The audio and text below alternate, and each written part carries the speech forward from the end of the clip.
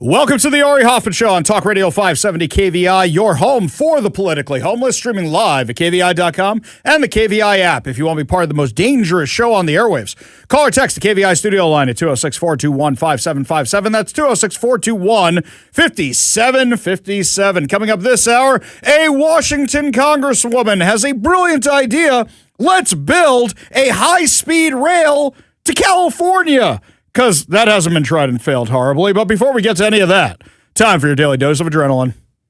You want me to stick this into my heart? Are you f***ing nuts? Katie Wilson keeps saying, Seattle is ready for the World Cup. I was driving through downtown Seattle today. It's immaculate. It is gorgeous. It is cleaned up. The problem was I had to go through the rest of Seattle to get to downtown Seattle. So the area around the stadiums, lovely, magnificent. I'm going to the Mets game tonight, playing the Mariners. They lost last night, but we're hoping for a comeback tonight. If you're watching over on the live stream, you can see how goofily I'm dressed in all my Mets gear. Hey, guys, I don't get to wear it very often, okay? But I'm looking forward to going down there and seeing what the stadium area looks like, because when I drove past it today, immaculate, gorgeous. I was actually talking to my sister-in-law as I was driving down 4th Avenue today, and I said, my God, it looks like when I first moved here 22 years ago. Immaculate, gorgeous. But the amount of homeless encampments I had to pass to get here, the amount of squalor I had to pass to get here, it's like it's all been shoved out to other parts of Seattle. And I am more convinced that what's going to happen is, God forbid, there's going to be some horrible tragedy in the suburbs, shootings, crime. And because of the World Cup, you're not going to hear about it. You're not going to know about it. And you're going to think everything is perfectly fine. You want to know how I know everything isn't perfectly fine? Places that are perfectly fine, you do not have massive issues with regards to drive-by shootings that now the Seattle City Council has to talk about putting in traffic calming measures. Yes, traffic calming measures, like you're at a spa. We're going to put in traffic calming measures. We'll give your car a little massage. It'll feel perfectly fine. Maybe a facial after that. That'll calm the traffic. That'll calm down the drug dealers, won't it? According to KUOW, next month, the Seattle City Council will take up legislation to make street closures an official tool to prevent gun violence.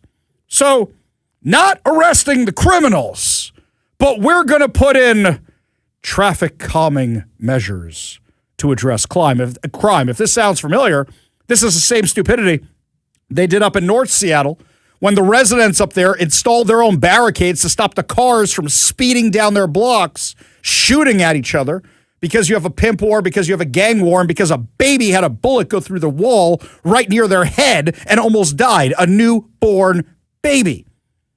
You know what I find interesting is that the city of Seattle, as soon as they heard residents in North Seattle put up their own barriers and barricades to keep out drug dealers and keep out warring pimps and gang violence, that's when they sent out the Seattle Department of Transportation to get rid of the barriers. They didn't send out the cops. They sent out the Seattle Department of Transportation. Do you remember when armed terrorists took control of 6 blocks of Seattle during the Summer of Love in 2020? The Seattle Department of Transportation was sent in again.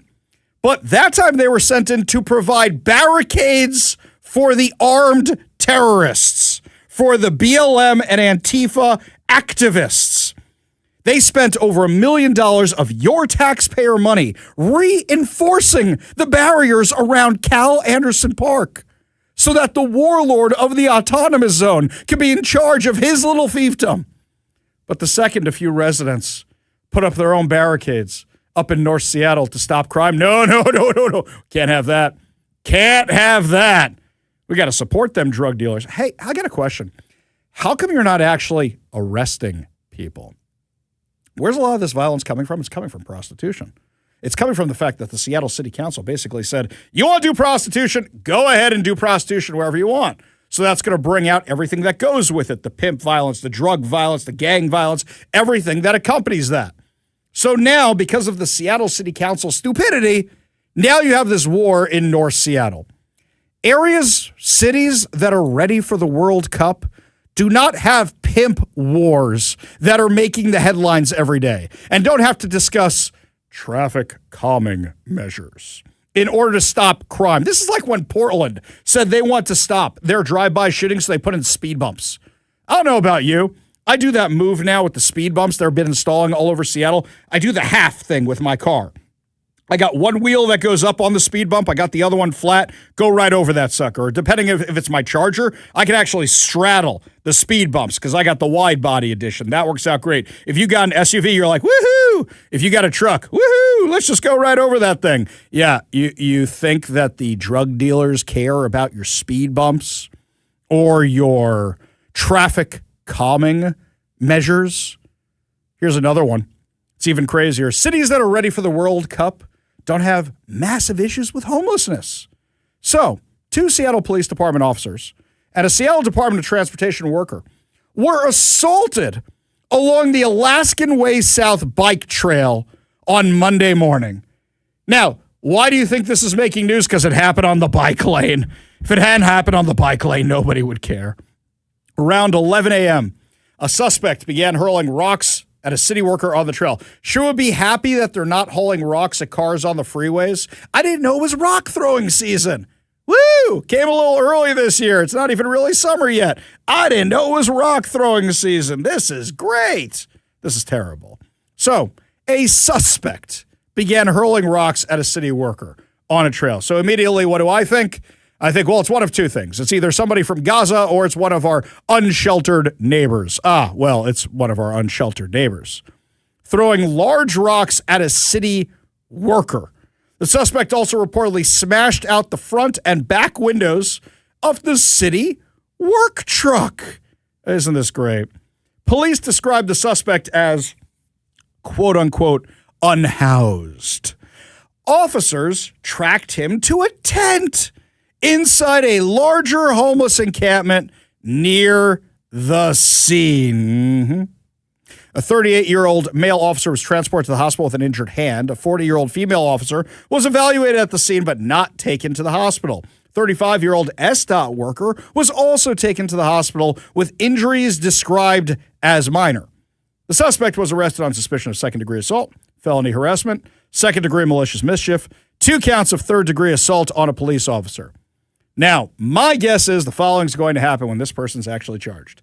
They're released right away because, after all, it's Seattle. Because, after all, it's King County. Because they assaulted a police officer. So here in Seattle, with the left insane judges that we have, you're a hero. So, but you assaulted an SDOT worker who was cleaning up a bike trail. Do those two cancel each other out? I don't know. They're cleaning up the bike lane, but they hate the police officers. Oh, I don't... All right, we'll do-over. We'll just release you. It's a do-over. Because if it was just the bike lane, give him the chair. Give him life in prison. He was messing with an SDOT worker who was cleaning up a bike lane. Throw the switch. Don't save any power. Just let him ride the lightning for messing with an SDOT worker who's creating a bike trail. Let's do that. Maybe there's a solution for these. Well, what's Seattle Socialist Mayor Katie Wilson's solution for this? Seattle, to shove all the homeless people out of the way before the World Cup, says, let's build a whole bunch of those tiny home villages because those worked out so well. Like the one our friend Andrea Suarez exposed, which has a certain tiny home, is designated as where they do the drugs. It's like a giant gas chamber. And when I asked the Low-Income Housing Institute about it, I said, wait, I thought you were trying to get people out of homelessness. I thought you were trying to get people off drugs. You have a designated shack for drug use? And they said, well, yeah, but they're supervised. Oh, that's fine. That's fine. I'm sure everything's going to work out okay that way. So city employees are now sitting there, watch you kill yourself. Great. Brilliant. So now you've got the Bayview Pallet Shelter Village, located near 15th and Armory Way. And they're just moving all the people in there who were displaced by the World Cup, according to our friend Andrea Suarez. It's just, how quickly can we shove all the people in there so nobody sees this for the World Cup? That's what it is. because you're going to have all the news people who just go from their hotel, and maybe they go to the stadiums, and maybe they go to the waterfront, but that's all they're going to see. They're not going to see all the riffraff. So they shoved all these people into the shelter village. Low barrier shelter village. You know what low barrier means? You want to bring your dogs? Bring your dogs. You want to bring your drugs? Bring your drugs. You want to bring your guns? Bring your guns. You want to come in with felony arrest record? No problem. You want to come in with outstanding warrants? No problem. We will bring you in. But there's a few little problems with this place. Number one, it's right near us. And I don't know if Kevin noticed this yesterday. Kevin, we were talking about those tents that are usually on the way to Seattle Center, that are usually over there on the grassy area. And I said I didn't see them. Well, it turns out they're the ones that moved under our parking lot. It's those tents. Did you notice this yesterday? The tents that are on that green space that go to the, usually you see them on the way to the Space Needle. There's usually the one green tent. The one that I was talking about. Yeah. The whole strip. The one you talked about yesterday. They're gone. You know where they are? They're the ones behind the parking lot. No. Yeah, I drove the block this morning. They're all gone going to the Space Needle because Ari Hoffman took a picture of it that went viral because I had that picture of the Space Needle and I had the tents right there in front of it. And I wrote, Seattle's ready for the World Cup. Now, okay, Hoffman takes one picture that goes a little viral. I'm thinking too much of myself that they cleared it because of me. I posted a video the other day of under the freeway where all those tents were, right? Hoffman's on his way home. Probably shouldn't be using his phone while he's driving, but he takes a whole video of all the tents under the thing. And I go, oh, here's where they're sticking them for the World Cup. Guess what's gone now? Guess what's gone? They're all gone. You got to test this more. Let's figure out something even more like here's what benign or something. Here's what I did today. I put up a whole bunch of RVs that have been pushed out to Georgetown. I want to see where the limit goes. Right? Where's the sphere of influence, you might say, of where they will push these things out or keep these things in. So this is my test today. There's one that's getting a lot of traction on social media of all these RVs that got shoved out to Georgetown, but they don't care about Georgetown, right? They care about the picture that Hoffman took with the Space Needle, and then you have the giant homeless encampment in front of the Space Needle. That's what they care about. Anywho. I'm going to have to take a walk up there and see. You want to go check it out? Yeah. Now you're kind of curious. Yeah, I am. Because I don't drive past that way. So unless I'm like going up there for a specific reason, I don't get to see that strip that often. I'm going that way today because I got to go to the Mariners game as soon as the show's over to watch my Mets get killed by the Mariners. I got to do that today. So I'll check it out for you. You don't have to spend your effort doing that. Send me a pic. Yes, while I'm driving at 90 miles an hour, very, very safely, I will pull out my cell phone and get some quick video and pictures of that. If I ever get in some horrible accident, God forbid, they're just going to pull up clips of the show, and they're just going to be playing go. It's his fault. Yeah, he talks about how he drives. He talks about it all the time. It finally happened. Oh, God forbid. This is bad news. Okay, this is all usable. What was that magnet I got from the Mob Museum in Las Vegas? Don't say anything you don't want played back to you, John Gotti. Yes. Okay, good. That's something to think about. You have thousands and thousands and thousands of hours out there, my friend. This profession was not well thought out for me. A guy who has no filter whatsoever. So now you're putting this brand new low barrier shelter tiny home business with all the drugs, with all the violence, with all the warrants. I got a panicked email today from somebody who said there's a daycare next to that place. There's a daycare with over 100 preschool students enrolled in it, right next to where they plopped down this new tiny home, pallet home. They're calling them pallet homes because it doesn't sound as bad as tiny homes. They're changing the names of them. Now they're pallet homes. For me, pallet homes sounds like a bunch of homeless people took some pallets that were holding Coca-Cola from the grocery store that they found in the back and then stacked them up together to build a little hut. That's what it sounds like to me, like how the people are living under the streets in Demolition Man. That's what that sounds like to me. So now the pallet home village, that's way, way better. It's next to a preschool. Oh, that can't be so bad. Oh, wait, there's a liquor store right across the street. Mm-hmm. And there's a Whole Foods around the corner. That's one of the high-end grocery stores. So you put the homeless village next to the preschool, across the street from the liquor store, around the corner from the Whole Foods. So how long until Whole Foods closes that location? How long do you figure till that preschool has to move or hire security guards?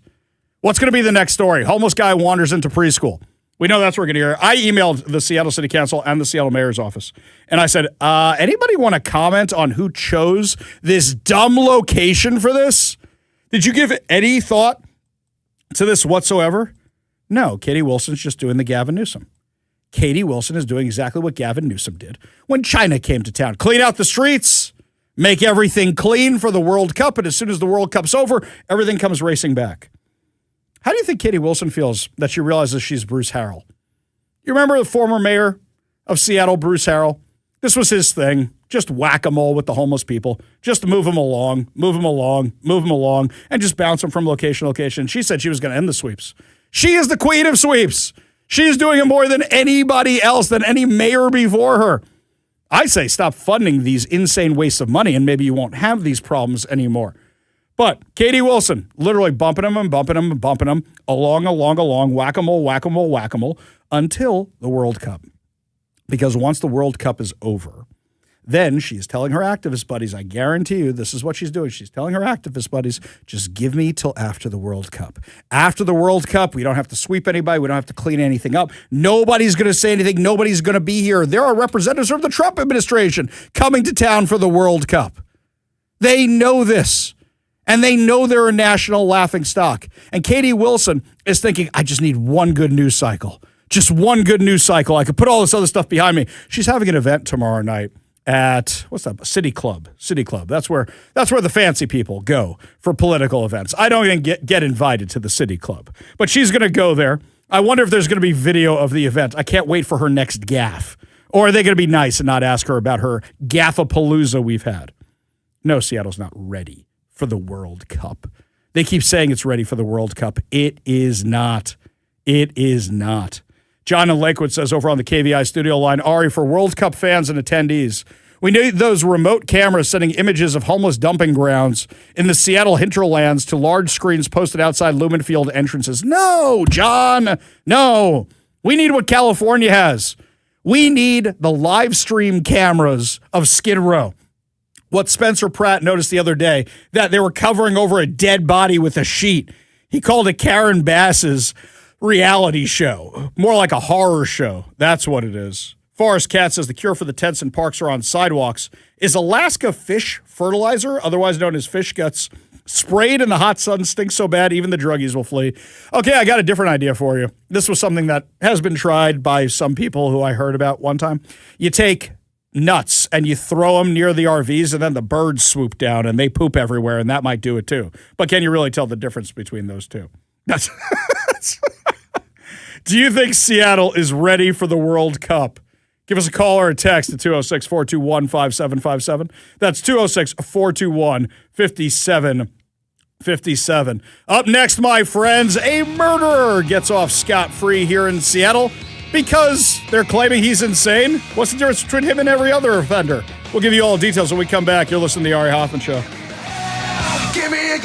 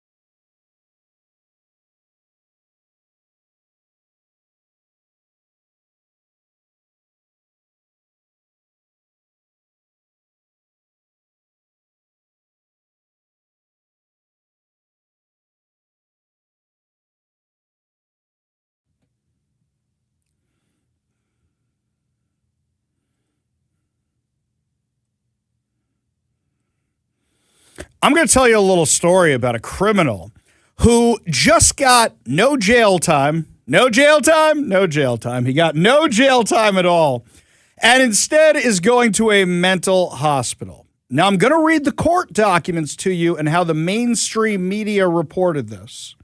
And I want you to think to yourself, we're going to play a little game here. What's missing from the entire story? And then you're going to see how the mainstream media covered this and why they covered it the way they covered it. Because otherwise, this just sounds like normal crime. Give a listen. A King County man charged with stabbing a stranger to death in downtown Seattle in 2023 was found not guilty by reason of insanity last week, according to Como News. He'll be sent to a state psychiatric hospital instead of trial. Prosecutors and defense attorneys jointly asked the judge to accept the insanity plea for Sana Cisse, 29, in the killing of Fontaine Jackson, acquit him on first-degree murder charge, and commit him to the custody of the State Department of Social and Health Services for treatment, because we know that the DSHS is just top-notch institution, top-notch. How much fraud did we find with those guys? I can't remember how many billions of dollars we found. Oh, I'm sorry. It was inauditable funds. That's what it was. It wasn't actually fraud. Right. How many other problems did we have with these guys, with crazy people and awful drug addicts and whatever? You know what I'm talking about. The agreement was outlined in a memorandum filed May 14th by the King County Prosecuting Attorney's Office.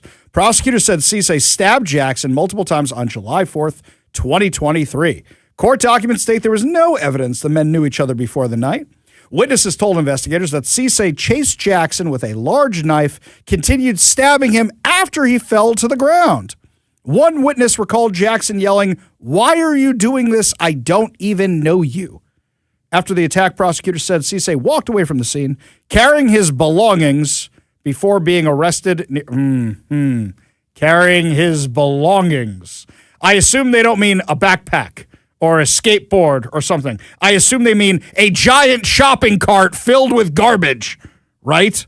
The filing has concerns that Cisse's mental health emerged early in the case. Well, a normal person doesn't stab another person to death. Defense attorneys raised competency issues several months after his arraignment, and the court ordered multiple competency restoration periods before finding him competent to stand trial. Psychologist who evaluated him diagnosed him with schizophrenia, spectrum disorders, substance abuse. He's got the shopping cart. Of course he's got substance abuse disorders. Do you think maybe the substance abuse disorders caused the schizophrenia? Just put that out there. For the drug addict has mental health problems? And post-traumatic stress disorder. You mean from living on the streets and doing drugs? Evaluators also documented paranoid delusions, auditory hallucinations. It's a hell of a drug. And beliefs that people were trying to, he's paranoid from taking the drugs. 3 mental health experts, 2 retained by the defense, one who evaluated Cisse for the state, concluded he was psychotic at the time of the killing and unable to distinguish right from wrong because of mental illness, otherwise known as drug abuse. One evaluator wrote that Cisse believed he was acting under command hallucinations, telling him to kill Jackson or be killed himself. The evaluator concluded that although Cisse understood the nature of his actions, he lacked the capacity to distinguish right from wrong.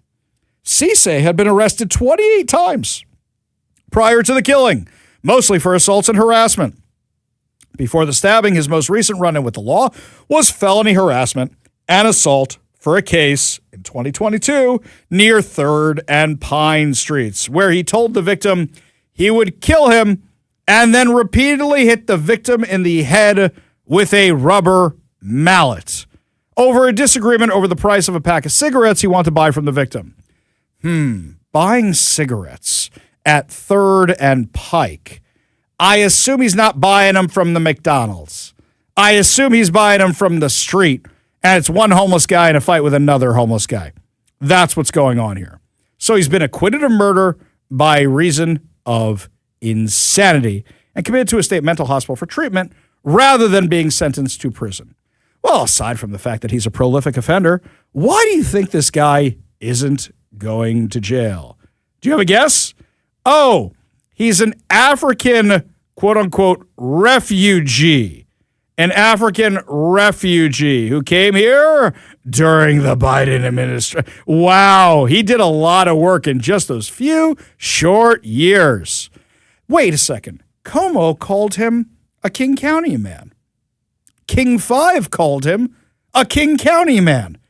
He's a Gambian refugee. Oh, I'm sorry. He didn't come here during the Biden administration. He came here during the Clinton years. Much, much better. Got hooked on drugs while coming to the U.S. Yes, we are definitely bringing our best and brightest here. This is great. Just fantastic. This is who we're bringing into the country. And this is who got arrested 28 times and then released every single time because of the color of his skin, because of his refugee status, because he's just a poor, misunderstood drug addict. And now a person is dead. Another person of color, by the way, killed. You don't hear the media talking about that at all. Now this guy is dead, who didn't even know this dude. And this guy is now living on your taxpayer funds for the rest of his life in a mental institution. Bravo, everybody, bravo. This is where your revolving door justice policies get you. Oh, you want another example of how bad this is? I will tell you. A Seattle man who brutally stabbed 2 victims more than 150 times inside a South Seattle apartment less than 48 hours after being released from jail. Less than 48 hours after being released from jail. Another prolific offender. At least this guy was sentenced to 54 years in jail. At least. John Marcel Williams, 45, was convicted by a King County jury in March on 2 counts. Oh, so if you're an American, then you get the book thrown at you. But if you're a refugee, then no problem. You get to hang out in the taxpayer-funded resort for the rest of your life until they decide to release you, right? That's it.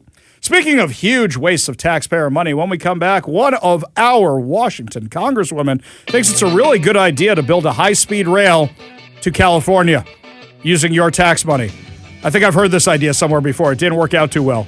We'll give you all the insane details when we come back. You're listening to The Ari Hoffman Show on Talk Radio 570 KVI.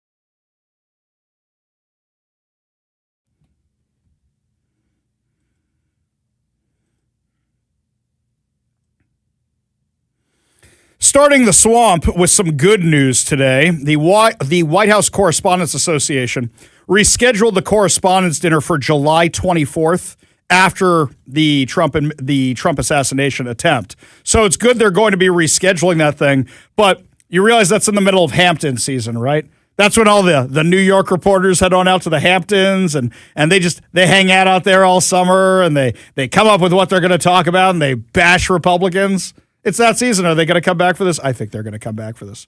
I mean, the last one was a bang. Oh, sorry. I'm just kidding. No, it's really good that they're rescheduling that thing as opposed to canceling it. Hey, we pushed this thing off long enough, soon they'll be able to have it in the new White House ballroom. Speaking of things that are going to be delayed, we're talking here about Representative Susan DelBene, our very own Congresswoman from Washington, is backing a massive new federal high-speed rail initiative. Why are these guys so obsessed with high-speed rail? I mean, did they just really, really like Thomas the Tank Engine when they were kids? And they said, I just want to play with real-life choo-choo trains. I want to build these big trains. I really don't understand. I mean, you just shut down the one in California for being a massive boondoggle. Now you want to do this again? And I got a question. Is Amtrak ridership up, by the way? If Amtrak ridership is up and planes are down, then I'm on your side. Let's do this. But last time I checked, less and less people were riding the rails, except for maybe some hobos. In fact, I don't even think hobos are riding the rails anymore. I see those trains go by all the time in Georgetown. I never see anybody on them, ever.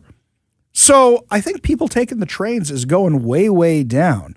This high-speed rail business. So you want to blow more money on this? DelBene joined Representative Seth Moulton from Massachusetts in introducing the American High-Speed Rail Act, legislation that would expand federal investment in passenger rail nationwide and lay the groundwork for new high-speed rail corridors across the country. Oh. I see what's happening here. This isn't actually to get the high-speed rail. This is you attaching something to it like our friends over at Sound Transit by saying, oh, they're going to attach the planning for the high-speed rail. We're gonna put that in there. You want the high-speed rail? You got to vote for my other train package. We're going to promise you something we can't deliver in. She said the proposal could eventually benefit the Pacific Northwest by connecting major population centers from Vancouver, British Columbia to Portland, Oregon. So you want to do the same dumb thing they were going to do in California? And they blew how many hundreds of billions of dollars and got nothing built? Not one thing. In fact, I think the feds finally shut down that project until some Democrat comes along and decides to continue funding it. I really want to know, when you didn't put a single nail in the ground, when you didn't put a single spur of a rail line together, where did the hundreds of billions of dollars go? That's a question. That's a question we should all be asking. I mean, this year, the Trump administration terminated roughly $4 billion in federal grants previously awarded under the Obama and Biden administrations. California recently dropped its lawsuit challenging that decision because there's no way to defend it. What happened to all the money? Maybe you don't want anybody finding out what happened to all the money, so, just drop it. Just drop it. At the time, Transportation Secretary Sean Duffy celebrated the outcome. Quote, under POTUS's leadership, we are protecting billions of American taxpayer dollars from funding California's ridiculous train to nowhere. Congressional Republicans have repeatedly pointed to California's project as evidence of government mismanagement. In December, the Senate Commerce Committee release titled, After 25 Years and Billions in Federal Subsidies, Not a Single Train Operating in California. Well done. Well done. So now we're going to do the same thing here. That'll be great. I assume Seattle will be ground zero for it, right? Oh, maybe we have to start digging new tunnels for it. Maybe we should do that. Yeah, let's go through Pioneer Square area again because the last tunnel was just so easy to do. Let's do that. I know. Why don't we do high-speed buses? Why don't we get dedicated bus lane? Oh, no more dedicated bus lanes. That's bad news for everybody. Really? We're just going to keep doing this? Are you crazy? Now, they're arguing we want to be more like Europe. I don't want to be more like Europe, and I certainly don't want to be more like Canada. Wait a minute. I'm not thinking about this right. We could put all the homeless people on the high-speed rail up to Vancouver. They'll be happy to have them. Oh, wait, we're not actually going to put them on the trains. But I was thinking that might be a way to solve this. Put all the homeless people, send them to Vancouver. And by the way, a high-speed rail going to Vancouver, it's a nice drive. I used to do it all the time. What, 2.5 hours? 3? If you're at the border, big deal. We really need to spend hundreds of billions of dollars for that? Okay, don't go across the border on Memorial Day weekend or something, and you won't have long wait times. Or you know what? Stop in the duty-free at the Peace Arch. Go buy some scotch, some perfume, some nice purses or something, some watches. Get yourself some Toblerones, and you'll be happy. That's it. That's what you have to do. We go to the KVI studio line, take a call from John in Redmond. John, what's going on, man? Ari, is it bad form to announce on the radio the names of these judges that release people willy-nilly? You know, it's not that it's bad form. I'm going to tell you the problem. And part of this is on me, and part of this is on a lot of other stuff, okay? You don't always have their names, and then you got to go digging for their names, and they make it very hard to find their names. It is not the easiest thing to do.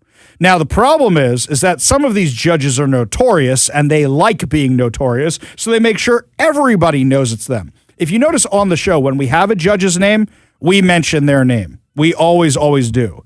But unfortunately, a lot of times we don't. And how many people, I couldn't believe this. I was at a Republican fundraiser last Thursday night. I'm at a fundraiser and I'm talking about all this stuff, and people had no idea that 5 of the Supreme Court seats in Washington Supreme Court are up for election. And this is a room filled with Republicans who care about this stuff, who are trying to repeal the income tax. They knew about repealing the income tax. They knew about Let's Go Washington. They knew about keeping boys out of girls' bathrooms. They knew about parental rights. They had no idea that there are 5 judges up for election. Amazing. See, this just shows people have to listen to the Ari Hoffman Show more often. But I'll tell you what, John, it's a good reminder for me. I will try as often as I possibly can to mention the judges' names more often, okay? Thank you, Ari. Yep, my pleasure. Thanks for the call. Appreciate you being part of the show. You want to be part of the show, give us a call or text at 206-421-5757. That's 206-421-5757.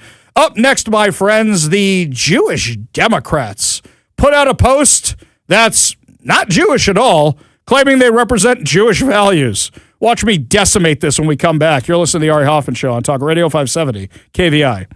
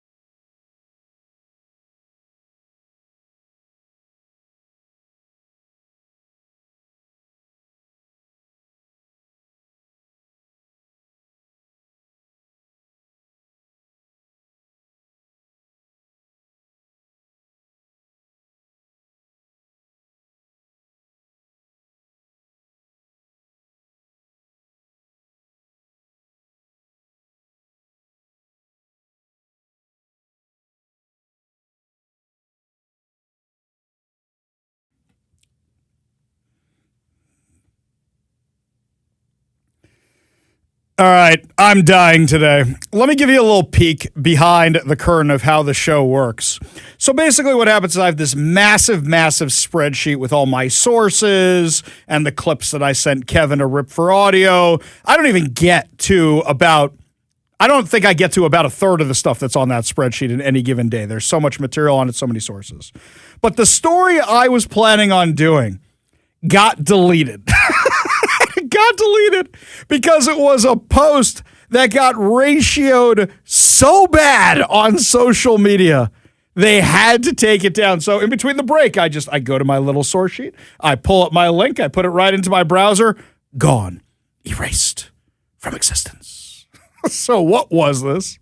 The Jewish Democratic Council of America.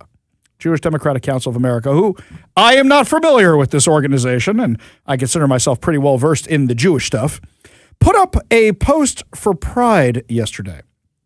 And it says, pride is a Jewish value. But the pride has the pride flag with the trans flag with the whole everything. Now, before I saw this post, because by the time I saw it, hundreds of comments, hundreds of retweets, thousands of retweets. Before I saw this thing, so many people did the job for me already. Jews, non-Jews alike. So, number one, can we get a little biblical here? Can we do a little source material? Last time I checked in Sefer Vayikra, otherwise known as Leviticus, it says, a man shall not lie with another man because it's an abomination. That's the Old Testament. That's the Torah. That's the Bible. So if you want to go that route with it, you're welcome to, but don't claim it's a Jewish value because it just ain't. Last time I checked, it's not many religions' values. Is that at all? In addition to that, pride itself, gaiva as it's called, haughtiness, having an ego is not a Jewish value. That's discussed at length by our commentators. In addition to that, a person who removed parts of their anatomy, whether willingly or unwillingly, is not allowed to go to the temple. So this entire post is completely wrong. Now, mind you, Judaism does have another idea that whatever you do is between you and God. So let's say somebody who's gay comes into my synagogue, which has happened before. We don't go, you shall be gone from our chambers. That's not what happens. That's between them and God. That's how that goes. That is how we treat all these kind of stuff. Look, if somebody doesn't keep kosher, we don't go, treif right there, galat treif, not kosher. Get out of our synagogue. No, we don't do that, guys. So it's between you and God, right? Kevin, from time to time, tries to tempt me with the non-kosher food around here. He tries. He's my little evil influence right there. He does that sometimes. I do, man. I just, I don't want you to miss out on something. I know you got your belief system. Everyone's got their belief systems, but, if we're only on this big orb one time around, I don't think I'm missing out on the taco time. There's some you're other missing things. out, buddy. Oh, you think I'm missing out? No, I'll tell you, to be honest with you. The only way you really like taco time is if you grew up in the Northwest and you've been eating it your entire life. I see. Anyone else who comes out of here, like from anywhere else, and you're like, oh, you got to try. I don't even do this anymore. Yeah. Because people will come, like, people tell me I have to try taco time. I'm like, here, try it, but lower your expectations, So, but, there's certain things that I think you should, try. Yeah, Hoffman, just go to the Washington State Fair and be like the rat in Charlotte's Web. Smorgasbord. Yeah. Could you get like one day where you could just, get a dispensation or something like that? We'll start selling indulgences. That's what we're going to do in Judaism. We're going to start selling indulgences so Hoffman can have a Big Mac. So Hoffman can go get something at the Washington State Fair on that massive grill that looks amazing every time I'm there. If I had my one day, Washington State Fair, that is where I would use it. barbecued baby back ribs, man. I can have They're ribs. So tender. I can have I said ribs. baby back. Oh, does that come from the piggy? That comes I from didn't the know piggy. that because we have baby back ribs, but I assume they don't come from the piggy, right? Wow, yeah. They come from somewhere else. I Real understand. tender, man. So good. See, he's Fall doing right it. off the You're bone. all Fall hearing right this, off the right? bone. This is what I got to deal with every day. I'm getting God brownie points because Satan himself has been sent to run my show. Bro Devil Show. But anyways, you were saying the synagogue. They don't think that way. Yeah. We don't think that way. But anyway, so I go to pull up the source. It's gone. Completely gone. Because they got hit so badly about this because even the Christian friends are going, I've read that Old Testament book, know it pretty well. And yeah, that's not a Jewish value. So they've now deleted this thing. I got to tell you, the amount of dumb pride posts I have seen this time around, I've been invited to more flag raising ceremonies than ever before. Why am I getting the invitations for all these? I mean, I'm flattered you thought of me, but here's something else. I didn't get invitations to flag lowerings for Memorial Day. I didn't get invitations for flag raisings for Flag Day. I haven't gotten any invitations for anything like for Veterans Day. Nothing. 9/11. Nothing. Why does this month of celebration merit more than any other? When we come back, my friends, another massive company is spending a whole lot more money outside of Washington. Are they leaving as well? We'll give you all details when we come back. You're listening to The Ari Hoffman Show.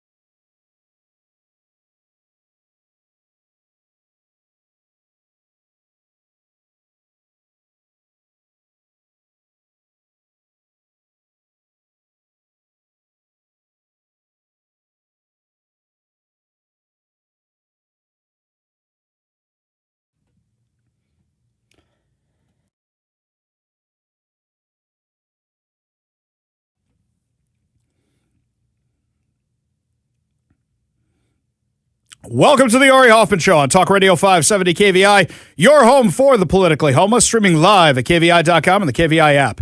If you want to be part of the most dangerous show on the airwaves, call or text the KVI studio line at 206-421-5757. That's 206-421-5757. Coming up this hour, the return of Friendly Face-Off with our friend Batya Unger Sargon from News Nation. Also, we'll check in on what's going on with the primaries in Los Angeles. But before we get to any of that, my friends, we have a chance for you to win fantabulous prizes. Today, we are giving away two tickets to see Colin Cloud Mastermind at Snoqualmie Casino and Hotel. For over 20 years, Colin Cloud has been entertaining and astounding audiences on the biggest TV shows and stages around the world. He'll know what you had for lunch, where you've been today, what you do for a living, your pet's names, even your PIN code. Described by the media as the real-life Sherlock Holmes. He's enjoyed sold-out runs on London's West End Broadway and the Las Vegas Strip, where he's now a headliner on his own show in Harrah's Hotel and Casino. All you have to do in order to buy these tickets is head on over to snowtickets.com. That's SNO tickets.com.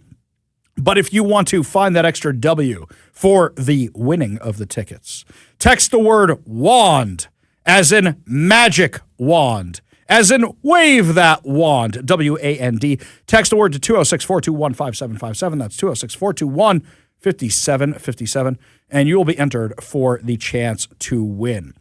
I love the random things that people start texting about on the show. We talked about high-speed rail. We talked about cleaning up Seattle. What do they want to talk about on the text line, Kevin? Taco time. That is what they want to talk about on the text line. Dave says, I grew up in the Pacific Northwest and always thought of taco time as the expensive Taco Bell. Does that track, Kevin? Is that what it's just a higher end Taco Bell kind of deal? Very much so. Okay, all right. Especially back in the day, before Taco Bell got all crazy with like Mexican pizzas and quesadillas and crunch wraps and all that stuff. It used to be just like burritos, tacos, Tostitos, that sort of thing.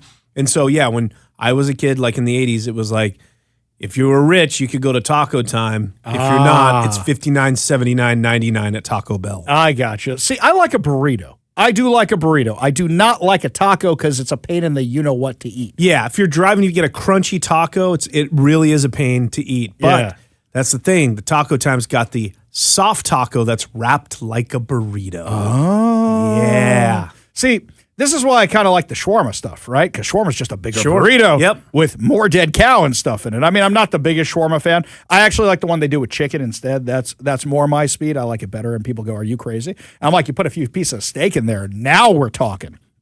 I do like a meat shawarma, but that's not technically shawarma because shawarma's not that. But whatever. Delicious. Delicious. I think others call it a gyro or something, right? Is that the word for it? Gyro, yeah. It's pronounced gyro? It's spelled gyro, G-Y-R-O, I think is what it is, but it's gyro. Euro? I'm pretty sure. I'm not saying you're wrong. Gyro or euro? My whole world is shattered right now. I didn't even know that. Okay, this one here from John in Auburn. Kevin. Amen to Taco Time. It is way better back in the late 80s and early 90s. That's what John says. Has it dropped off a little bit? Yeah, I would agree with him. I think it has dropped a little bit. It's dropped off a little bit. Given the amount of time we spend talking about this, I think we should have the Ari Hoffman Show sponsored by Taco Time. I would love it. They used to come in every now and then when they would, back in the day here at KVI, when they'd debut something new, they would come in and test it out on us and we'd talk about it on air. So... Because, they're a Northwest institution here. So let's do that. I mean, I can't do that, but I'll watch all you guys and live vicariously through you. Come on, man. That's what I'm saying. All righty. Moving on a little bit here. So, Vice President J.D. Vance last week invited attorneys general. I was told that's actually the way you pronounce it, not attorney generals. It's attorneys general from across the U.S. to participate in a roundtable of fraud. Here's a little montage of what happened during that. Thanks to all of you for being here.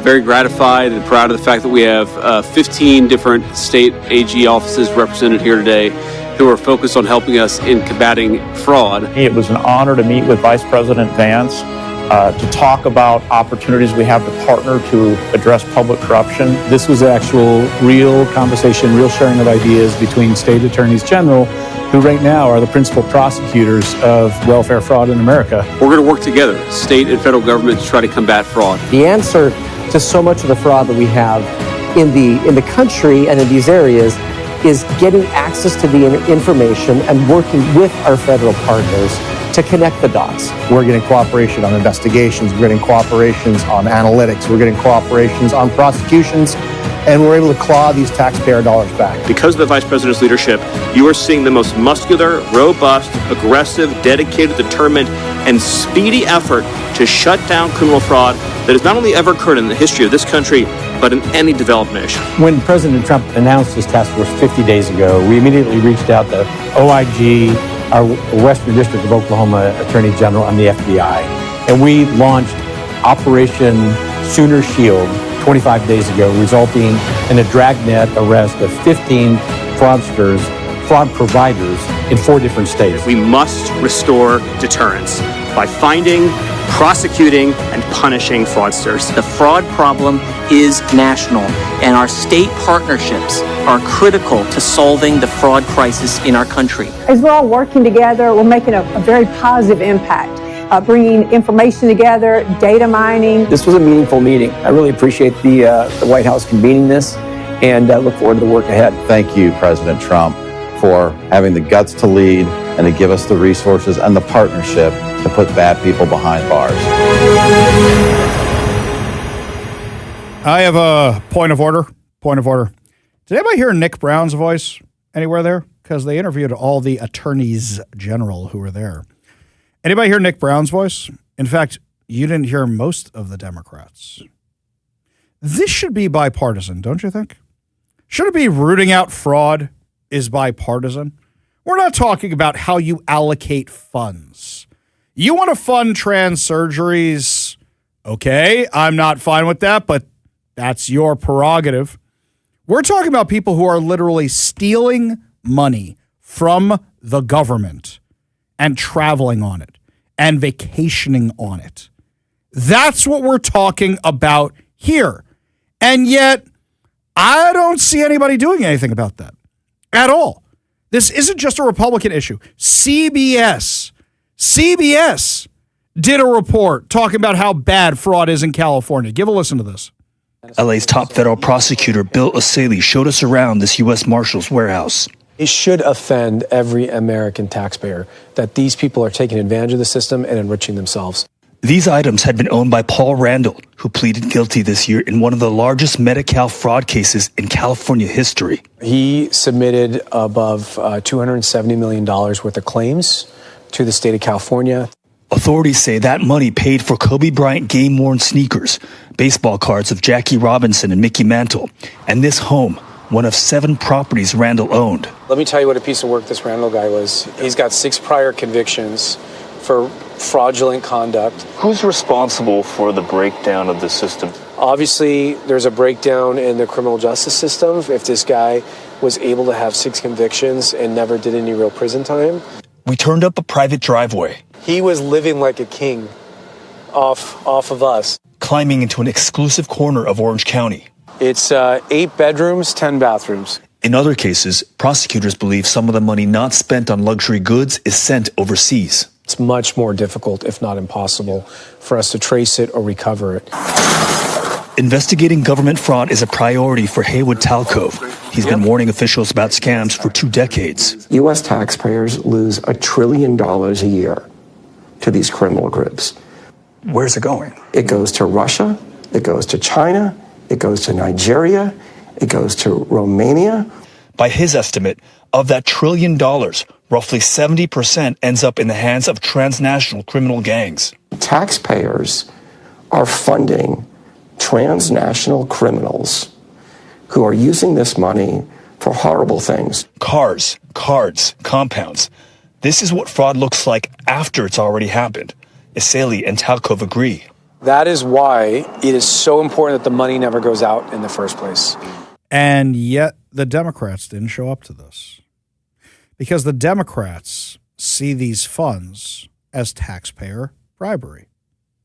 Not bribing the taxpayer, using taxpayer money to bribe their base, to bribe people to vote for them. Because if you're defrauding the government and you know you can just keep getting more money for the government, you're going to vote for the people who keep letting you defraud it, aren't you? Special interest groups. Think about what happened in Minnesota. Think what happened in Minneapolis, where you had thousands, literally thousands of people defrauding the system. Now, I understand that a lot of the higher-ups, like in the Feeding Our Future scandal, are going to jail. And a lot of the people who ran that autism scam are going to jail. But what about all the people who signed up their kids for it, knowing it was fraudulent, who are getting kickbacks? Every single one of them should be going to jail. But the Democrats saw this as an opportunity to pay off a group to vote for them. So they are happy to waste the taxpayer money. This should be a bipartisan thing. And let me tell you why. Because if you have that money back, Republicans can lower taxes, or Republicans can spend it on big, hairy missile systems and aircraft carriers. If Democrats have that money back, they can spend it on whatever dumb thing today is. More trans surgeries for everybody. Whatever they want to spend it on, they can do that. But you should want this back so it can go to your spending priorities. But sending it to fraudsters, sending it to people so that they will vote for Democrats is the Democrat priority, which is why they don't actually want to stop the fraud. In the process of doing this, a lot of companies are looking at this and saying, you're nickel and diming us for everything. You're costing us more money. And this is what you're spending it on? And you're raising taxes and you're making regulations worse and you're making it harder and harder and harder to operate. That's what you're doing. And companies are finally saying, we've had enough. We're out of here. So you might remember a couple weeks ago, we broke the story that Janicki Industries, which is a massive aerospace company here in Washington, which has been here for years in the Sedro-Woolley area, previously said it's expanding out of Washington to a more business-friendly environment. Well, today they announced, with a picture of the higher-ups of the company, they're expanding to Great Falls, Montana, with an $800 million investment of 2 million square feet of production space and over 2,000 new jobs over the next decade. All of that should have been here in Washington. All of that. But now instead, where's it all going? To Montana. And it's going to Montana because of Bob Ferguson and the Democrats. There's even rumors going around that people from Janicki tried to get a hold of Bob Ferguson and the Democrats about what they were doing. Never got a call back, but then the second they announced, hey, we're out of here, Bob Ferguson didn't want more bad headlines. Then he started calling them back, and already it's too late. Because when they say we're investing $800 million on 2 million square feet of production and putting in over 2,000 jobs, how much longer till you say, you know what, things are working so well, Montana? I don't think we need to be in Washington anymore. How much longer till that happens? Just like with the Starbucks. Now, it's a lot harder to move the things that Janicki's doing. So I think they'll be here for a little while longer, but that's 2,000 jobs that should have been here. That's $800 million that should have been here. That's 2 million square feet of production space that should have been here. And when they first announced they were looking to expand outside of Washington, I was kind of wondering why they put this announcement out there, and they probably put it out there because Bob Ferguson wasn't calling them back.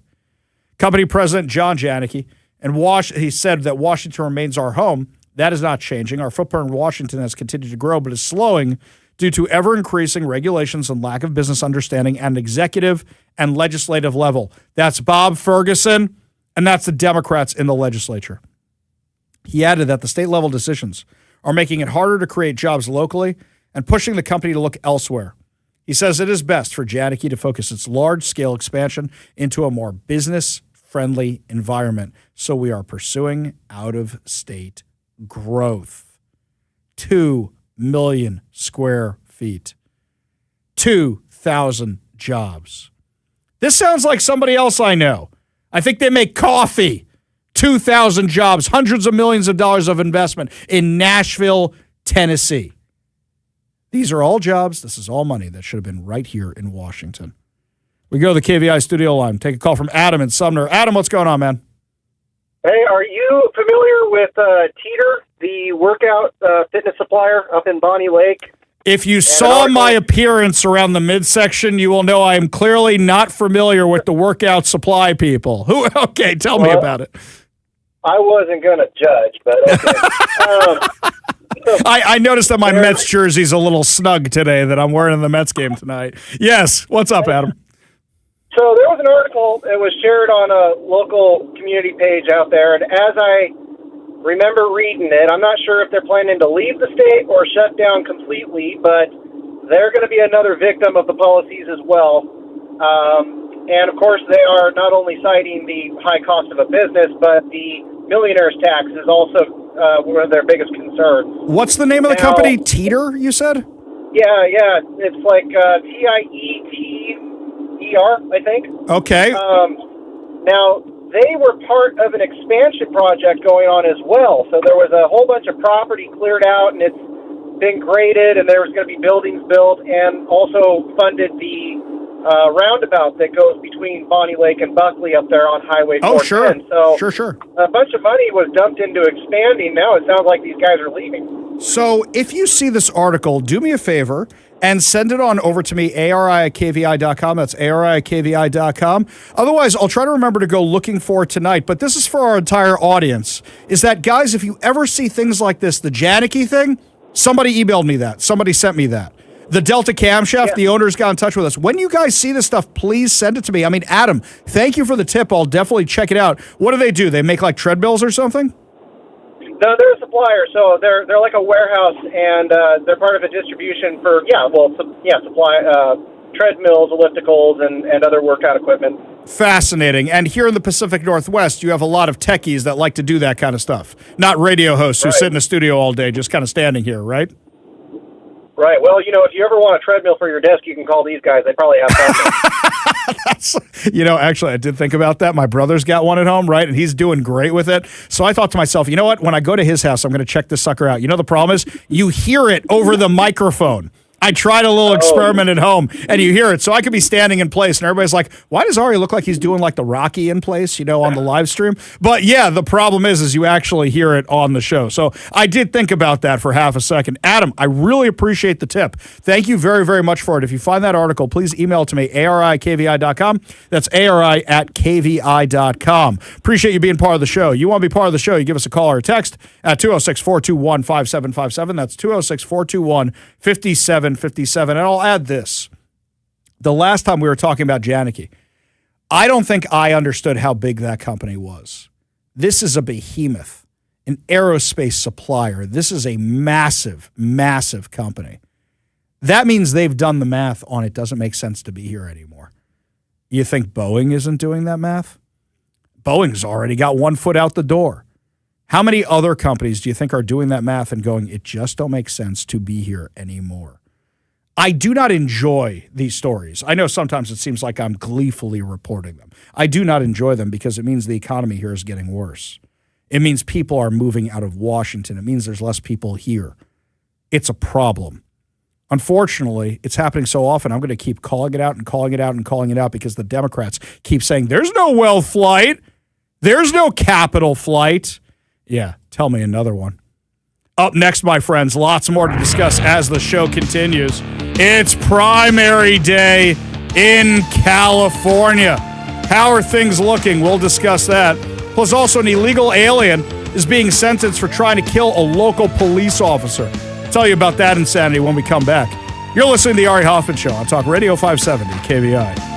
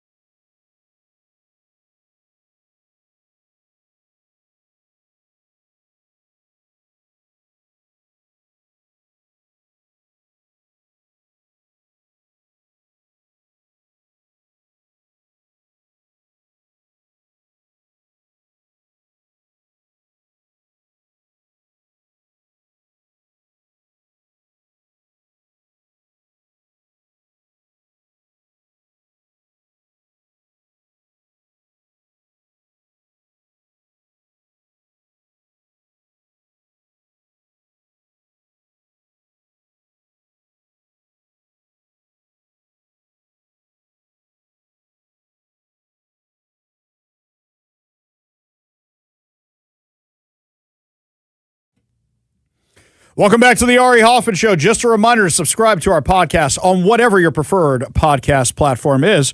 Remember, also check out the brand new KVI.com. While you're there, become a KVI insider. Sign up so that way you find out about all the events we are planning and other cool stuff going on. Also over there, you can check out the podcast. You can stream the show, and you can check out brand new articles from me, which Zach just put up today, that we will not be discussing until tomorrow. So you get the news before we do it right here on the show.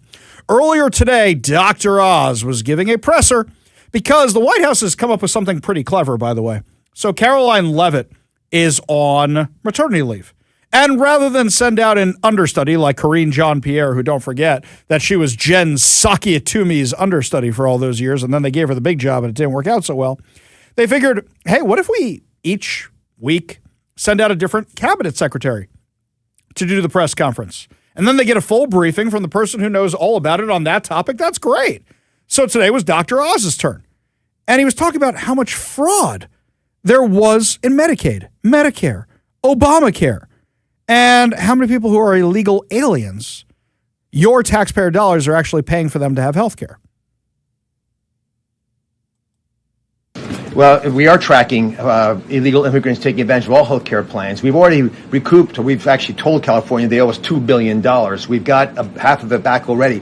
I'm confident we'll get the rest because they have state-based programs that we don't have a lot of visibility into, but because of the Working Families Tax Cut legislation and other rulemaking, we are no longer allowing foreign folks who are here illegally to benefit from these programs. And just to put it in context, in California, if you're on Medi-Cal, the Medicaid program in California, until this administration, you got full dental and full vision benefits.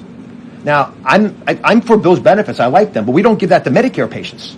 And so we should at least be equitable, and all of us together should decide what we are going to do as a nation. So if we as a country decide we're going to go in one direction, you can't have states splintering off if they're going to spend the other people's money. The fraud, for example, that I'm talking about and the use of money for illegal immigrants, the people who pay that bill when it, for example, the largesse of California allows folks to get benefits that the rest of the country doesn't think is appropriate for illegal immigrants or home health care providers, that money's paid by folks who are taxpayers in New Mexico, which is a blue state, and Mississippi, a red state.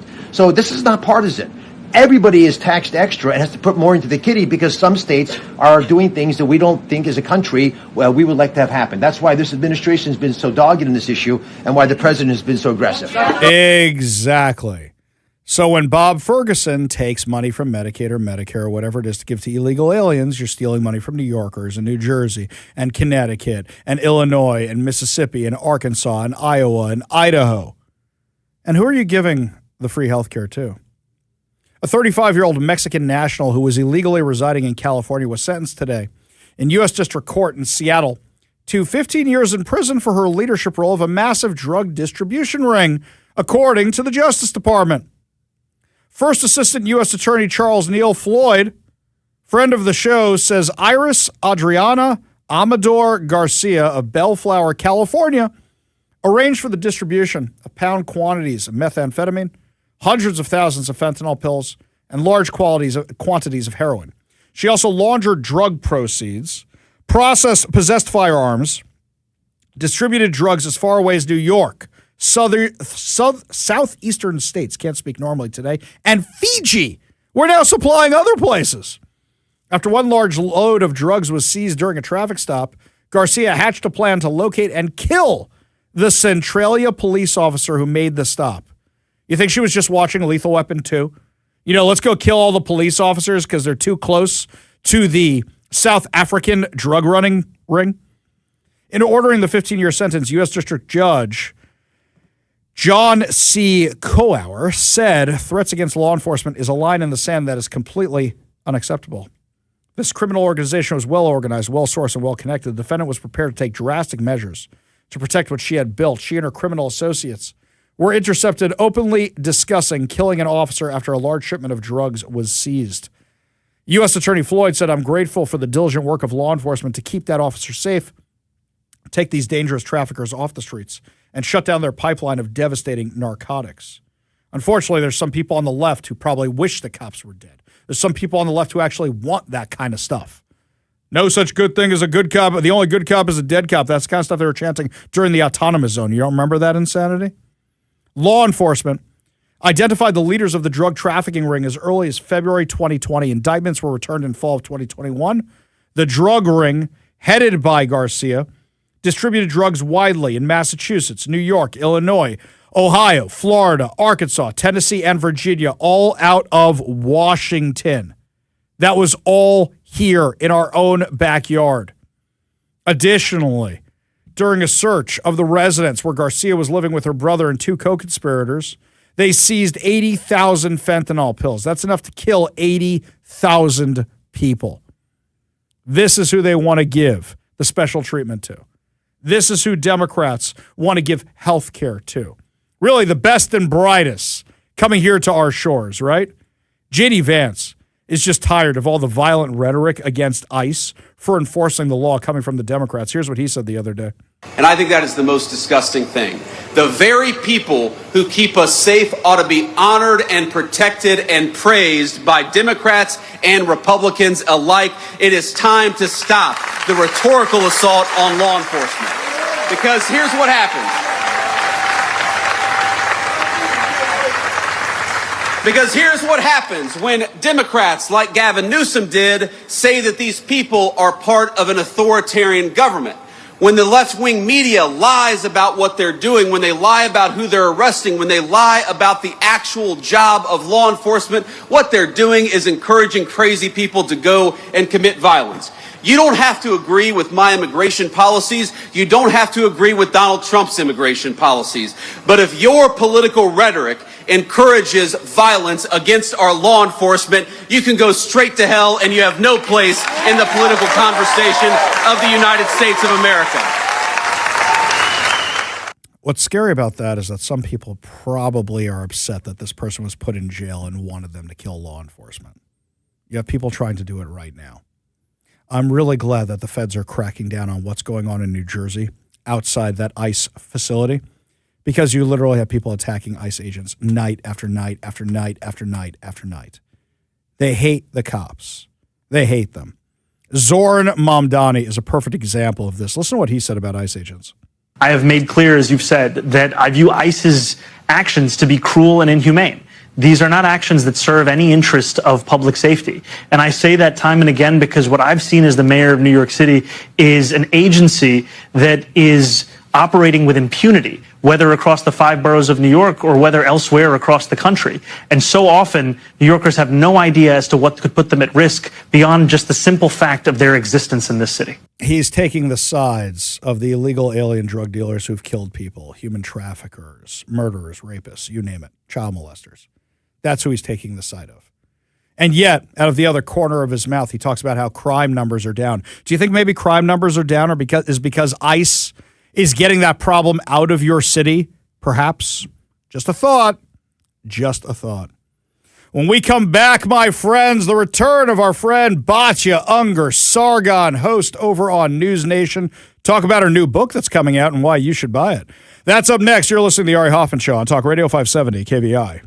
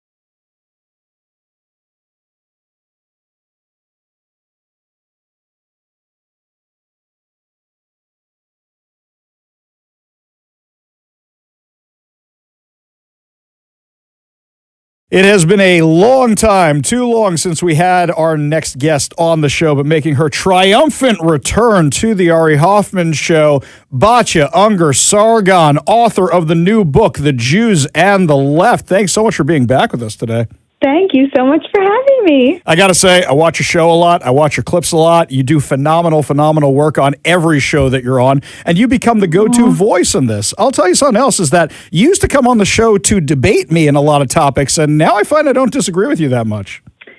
You see, left versus right does not really exist anymore in America, I believe. I really think that we're in a weird new era where we need like a new matrix for understanding things, because I also find myself agreeing with a lot of people who I used to disagree with, but even on issues that we don't agree on, they just don't matter to me as much anymore. You know what I mean? So I'd be like, you know, I'm sure there's still areas where you and I would not agree, but we don't put them at the top of the list of things that matter to us.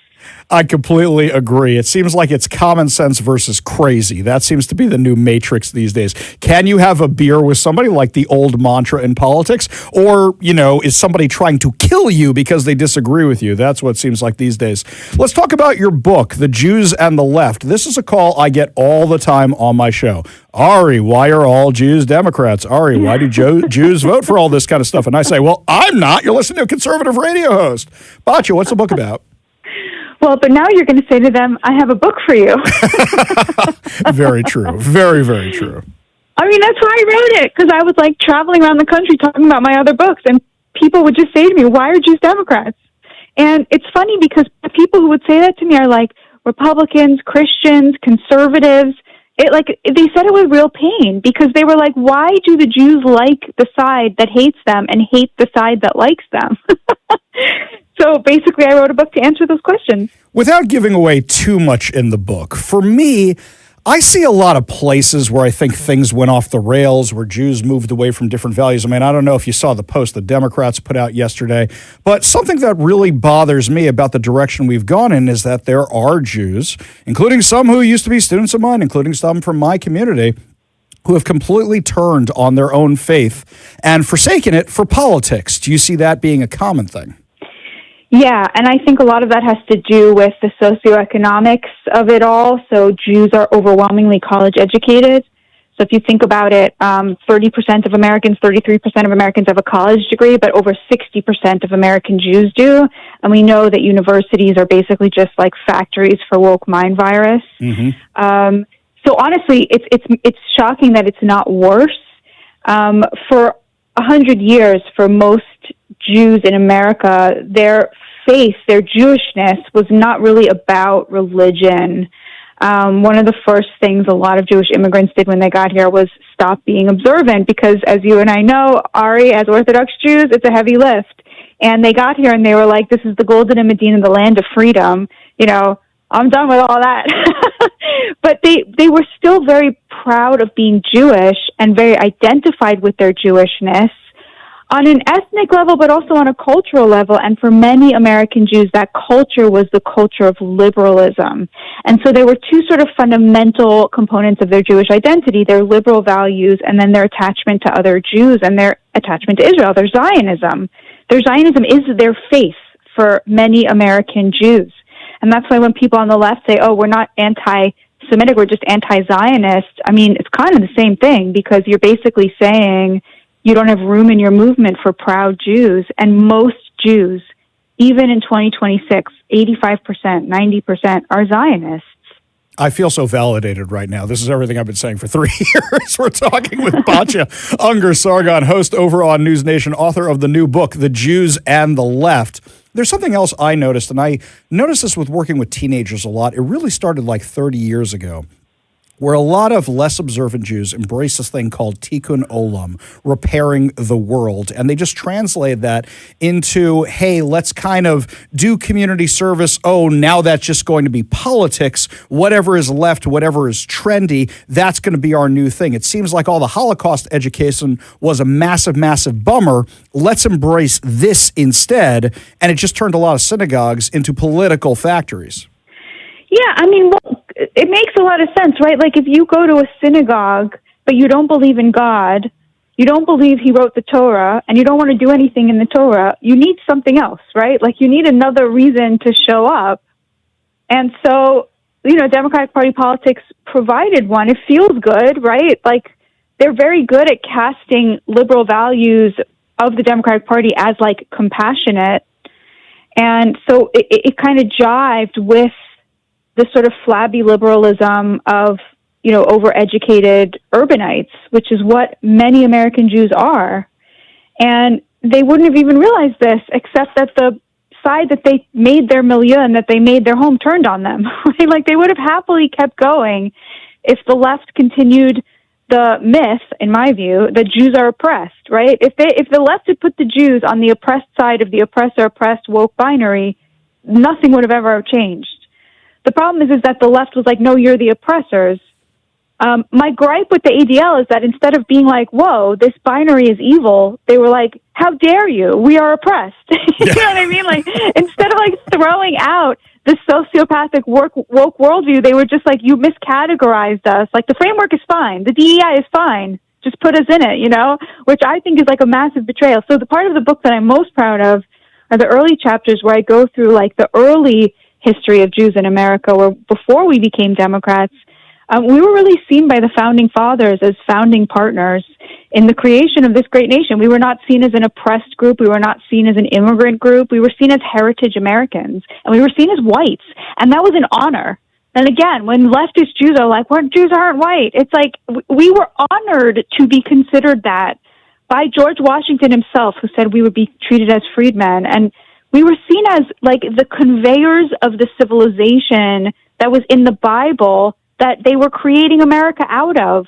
They didn't think you could just come up with the idea that our rights were imbued in us by our Creator. They saw that in the Bible, and they saw the Jews as being like the living, breathing embodiment of that text. We owe it to ourselves to remember that history. I love when you put it that way, because you said something very profound after October 7th when you see the kids crying on college campuses. You said, no more of these Jews on bended knee being upset. You stand up, you fight back, you be proud of who you are. And that really resonated with me, who says similar things all the time. And that's something I always think of Batya when somebody says something like that. I always think of you. In the last few minutes we have with Batya Ungar-Sargon, host of News Nation and the author of the new book, The Jews and the Left. What has been the response from the Jewish community regarding this book? Because when your first book came out about the media calling them out for their woke insanity, some in the media weren't so happy to read something like this. What is the response to this book? Well, it just came out today, so I don't know yet. I pre-ordered it, by the way, as should everybody else in the audience. So hopefully it'll be coming to my house and Amazon. My wife, Mrs. Hoffman, and I are very excited to read this. And Batya, you're going to laugh about this. I'm probably sending one over to my mother as well, because she loves your stuff too. This is a very good gift for that Jew in your life who's a very liberal, but who you love very much and who you want to convince that there's a wider world out there. It's not about Trump, and it doesn't say Jews should be Republicans. It says we should join the side that we're on, which is the side of America, and we should rediscover our loyalty to this nation that, unlike every other nation in the history of humanity, refused to oppress us. I completely agree. And speaking of nations, you can catch Batya Ungar-Sargon over on News Nation, and you should pick up her new book on Amazon, which comes out today, The Jews and the Left. Batya, such a pleasure to have you back. Congratulations on all your success. Thank you so much for joining us today. Really do appreciate it. Thank you so much for having me. God bless and protect you, Ari Hoffman. Amen, amen, amen. We have a whole lot more to discuss as the show continues. You're listening to The Ari Hoffman Show on Talk Radio 570 KVI.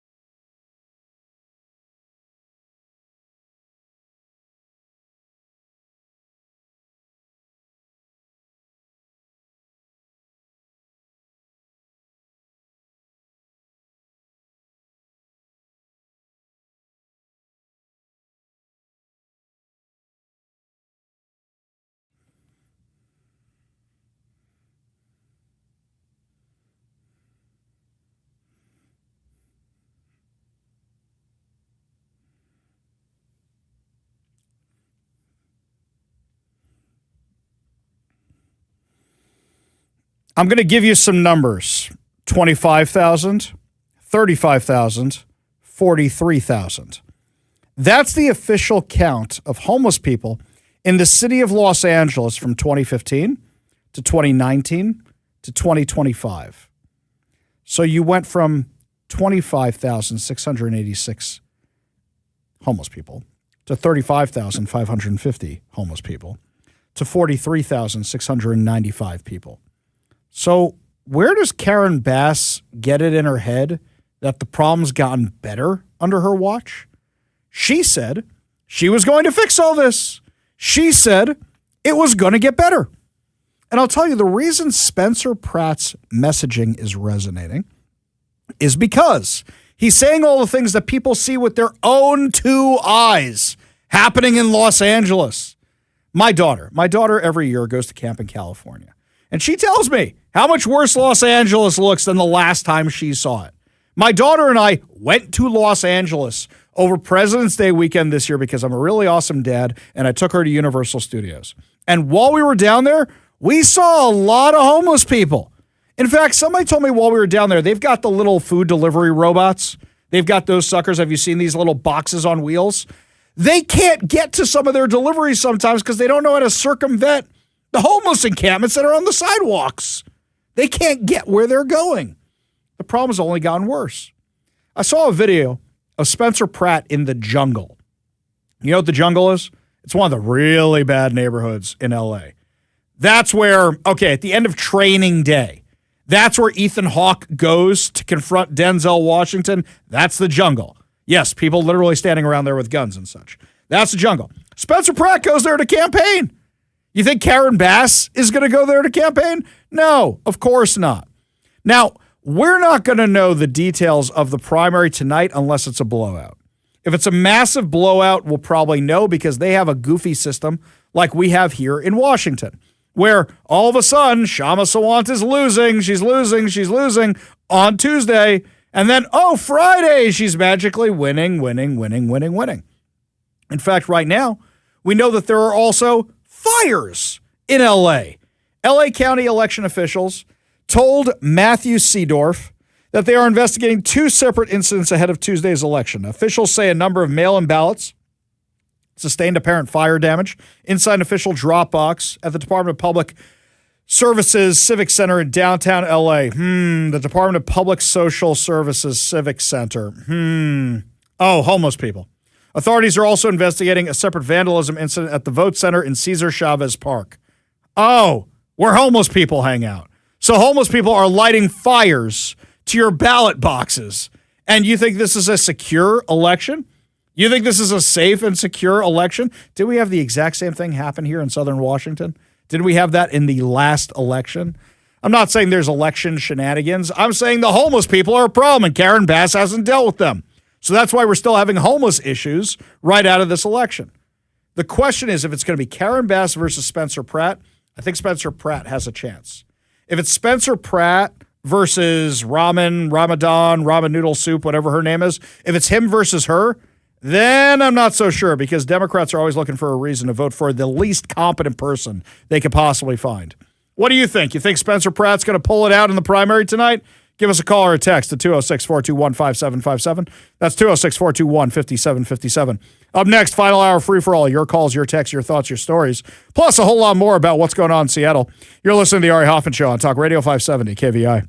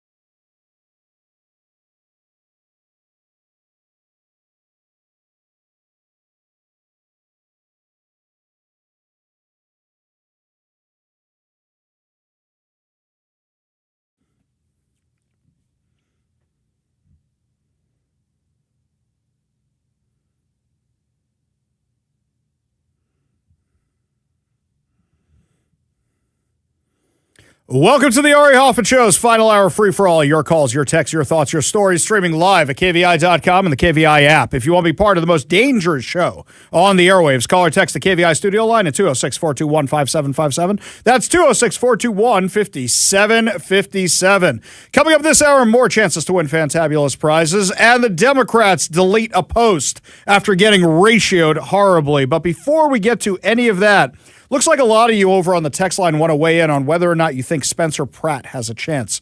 Eben in Bonnie Lake says, Ari, I think enough people are sick to their stomach about how things are going that Spencer Pratt has a good chance. It just depends on if the election is actually going to be fair. This one here from John in Auburn. Ari, everything the left coast is bass-ackwards. Clever. I see what you did there. From the bottom to the top, it is uncommon sense. And then it makes sense to the pitiful leadership that uninformed people voted for. Yeah, I think you're 100% right. Rob in Lakewood says it's only 45,000 homeless people if you believe the Democrats' numbers, because anytime they do the point in time count here in Seattle, we have Andrea Suarez on the show the next day. And what does Andrea Suarez always tell us? Yeah, that is by far an undercount. Now, last time I actually said, what if it's an overcount? Because the homeless person in the apartment also has the RV, also has the tent, and the RV and the tent, one they deal drugs out of, one they have the chop shop out of, one they beg for money from. So what if it's actually a lot less? It just seems like there's a lot more. These counts are not accurate. They never, ever are. Either they're huge overcounts or they're huge undercounts. We just don't know. It's really, really bad. Other races we are watching tonight as the polls start to close across the country. We don't have any results for you yet, but of course, there is the LA mayor race. That's probably the one that everybody's watching. And that's Karen Bass, Spencer Pratt, and LA Councilwoman Nathia Rahman. So the polling before this was Bass was leading Pratt 23.5% to 21.2%, and you had Rahman at a distant third of 12.7%. So you've got that. The question is that going to affect the governor's race as well? Because in California, don't forget, Gavin Newsom is term limited. So you've got people looking to replace him. Javier Becerra, oh my God. Joe Biden's Secretary of Health and Human Services, who is just an absolute disaster at that. Republican Steve Hilton, who actually, I got to tell you something, I'm not impressed with Steve Hilton's campaign so far. I think he's being elevated by Spencer Pratt, and even though he's the Republican, and even though he's endorsed by President Trump, every time I turn on Fox News, there's Steve Hilton. Do you know what that means? It means he's not doorbelling. It means he's not doorbelling. You got to be out doorbelling. You got to be out getting votes. Being on Fox News is not going to help you win votes in California. That's the problem. I know Fox News thinks they're helping. I know Steve thinks it's a big deal because he used to be on Fox News and all that. That doesn't. You need to go door to door. Why is Spencer Pratt getting on TV all the time? It's not because of interview after interview. It's because every time you see these interviews, he's out somewhere and he talks to the media that's wherever he's at. He talks to people in California. He talks to hosts in California. Fox News, what is Fox News viewership? Like 8 million people a night? Across the country? That ain't going to help you in California. So, Steve Hilton, if you happen to get through the primary and somebody from your campaign is listening, you got to check that out as well. We've got races in Montana. We've got races in New Jersey, New Mexico, and South Dakota tonight. I think the California races, are going to be the ones everybody watches. Now, prediction for tomorrow, Kevin. You ready for this one? No matter who wins or who loses. What does this mean for the midterms? Does this mean Trump's going to lose? Does this mean Trump's going to win? It has nothing to do with that whatsoever. It has to do with the fact that California is a mess. Do Californians want to see through the mess, or do they want to actually address the mess? That's what it's going to come down to. Do they want to ignore what's going on and blame Trump for what's going on? Or do they want to say, well, you know, Trump isn't in charge of California. Gavin Newsom's in charge of California. Karen Bass is in charge of California. Maybe. Just maybe. This one here from Jay. I think our country is in serious trouble. Lawlessness, drug abuse, corruption in the government, which is a group of people and not some magical force. Immorality. those who push the whole trans ideology, the destruction of the nuclear family, and high taxes. This one here from the 425, Fire Bass. Robin Lakewood says doorbelling. Maybe he doesn't want to die. The dude went into the jungle to campaign, man. He went right in there. Now you're going to say, but Ari, he was on Bill Maher this week. Guess where Bill Maher lives, my friends? Think about that for a second. Actually, he said this, which was kind of nice. I grew up in LA. All my best friends are Jewish. I grew up going to Crossroads. I've been to more bar and bat mitzvahs than I had been to church till I was maybe still tied, to the point where, of course, when I'm running for mayor, I'm going to temples. I'm supporting my Jewish friends. The level of psycho Nazi lunacy that came at me to just say that I want my friends and family to feel safe in LA, to feel safe if their kids go to UCLA. I had to see, if the only thing that came out of this whole experience, there's a lot of things, if I, God forbid, or God's plan, I don't win, to see what people experience right now just because of their religion is diabolical. And again, I don't care if you're Muslim. I don't care how you identify. I don't care if you're trans. I don't care whatever you do, but you should have the right to do that and feel safe wherever you are, whether it's going to school, going to your poppin' trans bar, whatever it is, you should feel safe and not feel in danger. And that's to my common sense. Yes, exactly right. Exactly right. That's what it should be. So, my friends, right now, people are not feeling safe in California because of the amount of crime. They are not feeling safe at all.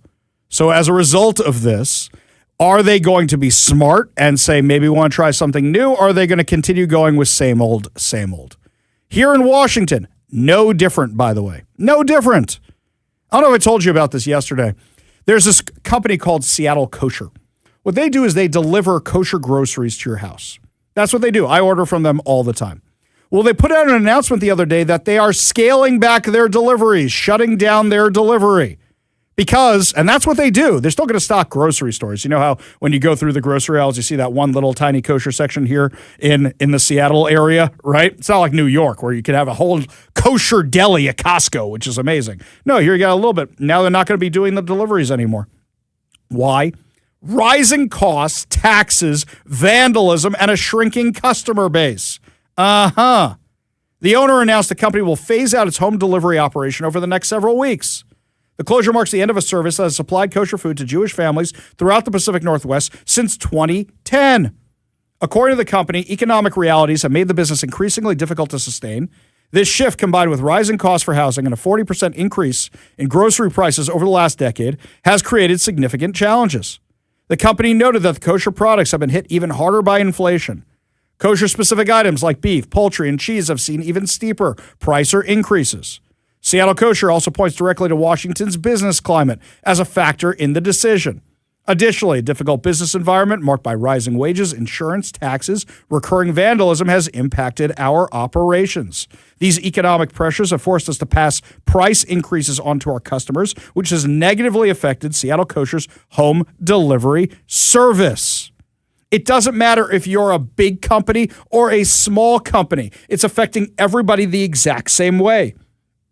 We told you earlier in the show, Janicki Industries, a Cedro-Woolley-based aerospace and defense supplier, announced that it is investing $800 million in Montana, 2 million square feet of production floor space, 2,000 employees, 2,000 jobs they are hiring over there.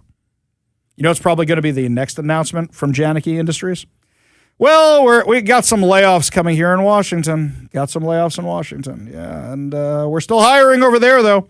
Who does that sound like? Sounds like Starbucks. How many other companies, until the Democrats actually admit there's a wealth flight? How many more?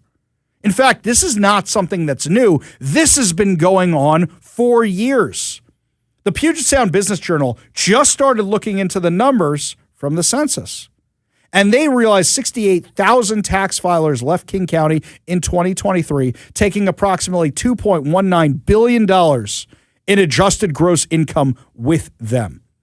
According to their review, nearly 1/3 of departing King County tax filers relocated to Pierce and Snohomish County, where housing costs are significantly lower. While local officials often focus on overall population totals, economists noted that the migration data tells a different story, that not all residents contribute equally to the tax base. The IRS Statistics of Income Migration Database tracks address changes on federal tax returns, measures the amount of income moving across county lines. The latest figures suggest King County may be exchanging higher income taxpayers for lower income taxpayers. A shift that can have significant implications for local government revenues, consumer spending, housing markets, and public services. Downtown Seattle Association President John Scholes warned that Seattle lost more than 13,000 jobs in 2025 alone. He said it's because of the tax burden, employment costs. Among the newest costs facing employers is a 5% social housing tax on employee compensation exceeding $1 million, which took effect this year. Also, he said a lot of people who chose to live in Bellevue and the East Side rather than Seattle itself. Cushman Wakefield found office vacancy rate is over 33.3%. Blackstone agreed to sell Seattle's U.S. Bank Center, as we discussed yesterday, for roughly $280 million. That's 54% less than the company paid for the property in 2019, because if your building's half empty, it's not worth as much. Blackstone has been investing heavily in Bellevue office properties leased by, wait for it, whose boat is out there right outside our window right now? Meta. They've been investing heavily in Bellevue office properties leased by Meta. And what's Meta doing? They just laid off 1,400 people. They scaled back their expansion for Washington. They're hiring other places, but they scaled back here. Amazon's been laying people off. Starbucks, as we mentioned earlier, Starbucks is going to Nashville. How much more proof do you need? If I had a meeting with Jamie Peterson and Turd Ferguson, I would walk into that office with two stories: Starbucks and Seattle Kosher. Why? Why Seattle Kosher? Because if this small business is having the same problems as the big business, you have a massive problem on your hands. That this is affecting everybody. I bring a couple real estate experts with me. I was driving home the other day. I know it's spring. I know it's summer. I'm seeing houses next to each other that are for sale. I've never seen that before. That's new, because people are getting out of here with the quickness, you might say. And they're afraid of the income tax. Now, I'll tell you, my friends, I cannot wait to get the totals on the signature gathering. In fact, I'm going to take one of those sheets with me to the Mariners game tonight. I'm going to have everybody sitting with me. Who's sitting with me? We're going to all sign that thing to repeal the income tax. We're going to do it tonight. I'm going to bring it with me to the game. That's right. I'll be at the Mariners game tonight. Look for the silly fool in the Mets jersey. Oh, wait, they're playing the Mets. There's going to be a lot of Mets fans there tonight. Excellent. Maybe we'll actually win tonight. But I'll bring that sheet with me. Oh, Kevin thinks those are fighting words. Not after last night's right?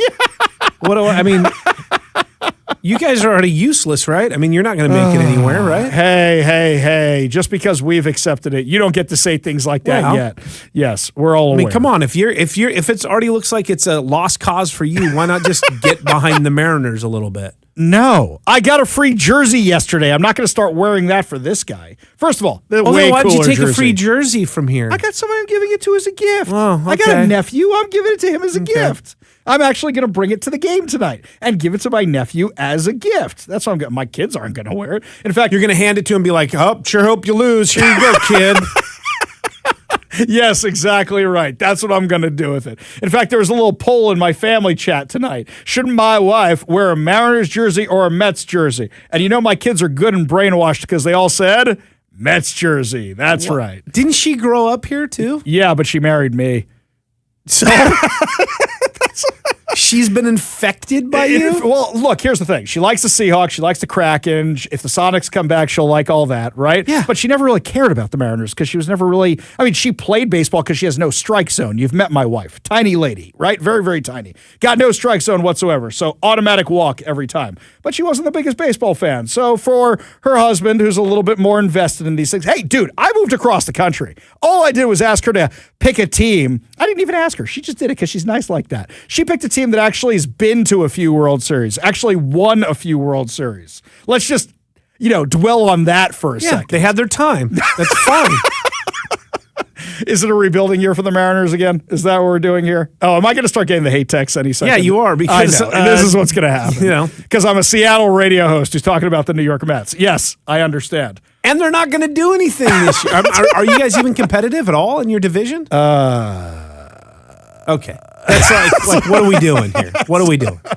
It's all because of Mom Donnie. This is all Mom Donnie's fault. He hugs Mr. Met, and all of a sudden they start losing. This is all Mom Donnie's fault. That's what it is. It's root for the home team. Yeah. Not only do I hope the Mariners win, I hope that they've been doing what they did last season and they started doing again this season is let you get ahead, let you tie it up or whatever, and then just put you out of your misery with a walk-off. Oh, you think that's what it's going to be? Bye. Okay. I can't even get kosher Krispy Kreme donuts. The Krispy Kreme's not kosher anymore when I go down there. Things are not looking good for kosher food in Seattle, I'll tell you that. The truth is, it's not looking good for any business in Seattle. It's really, really not. By the way, I have a guess, Kevin. Tell me what you think about this. Zuckerberg's boat has been out there for 2 days now. He paid for a moorage slip, but what happened when he parked at the moorage slip? The protesters all showed up. Do you think the boat, I don't see a lot of activity on the boat itself. I don't see people walking the decks. I don't see boats coming and going from it. Yeah, yesterday there were, I guess someone said, I wasn't here, I don't sit next to that window, but I do. People working in here said they did see boats coming and going yesterday. So I don't think they were coming and going. I think they were checking it out. That's what it looked like to me. Like, let's go look at the Zook's yacht. I wonder if it's out there for 2 days because they don't want to be near shore where the crazies are. I mean, look, it just takes one of them with a, God forbid, Molotov cocktail or something like that. And then you've got World Cup issues on top of that. Billionaire's yacht gets firebombed by Antifa. Oh, God forbid, God forbid, God forbid. But that's the kind of crazy city we live in around here. Speaking of crazy, when we come back, my friends, the Democrats were forced to remove a post because it got ratioed so hard on social media. We'll tell you what it was all about when we come back. You're listening to the Ari Hoffman Show on Talk Radio 570 KVI.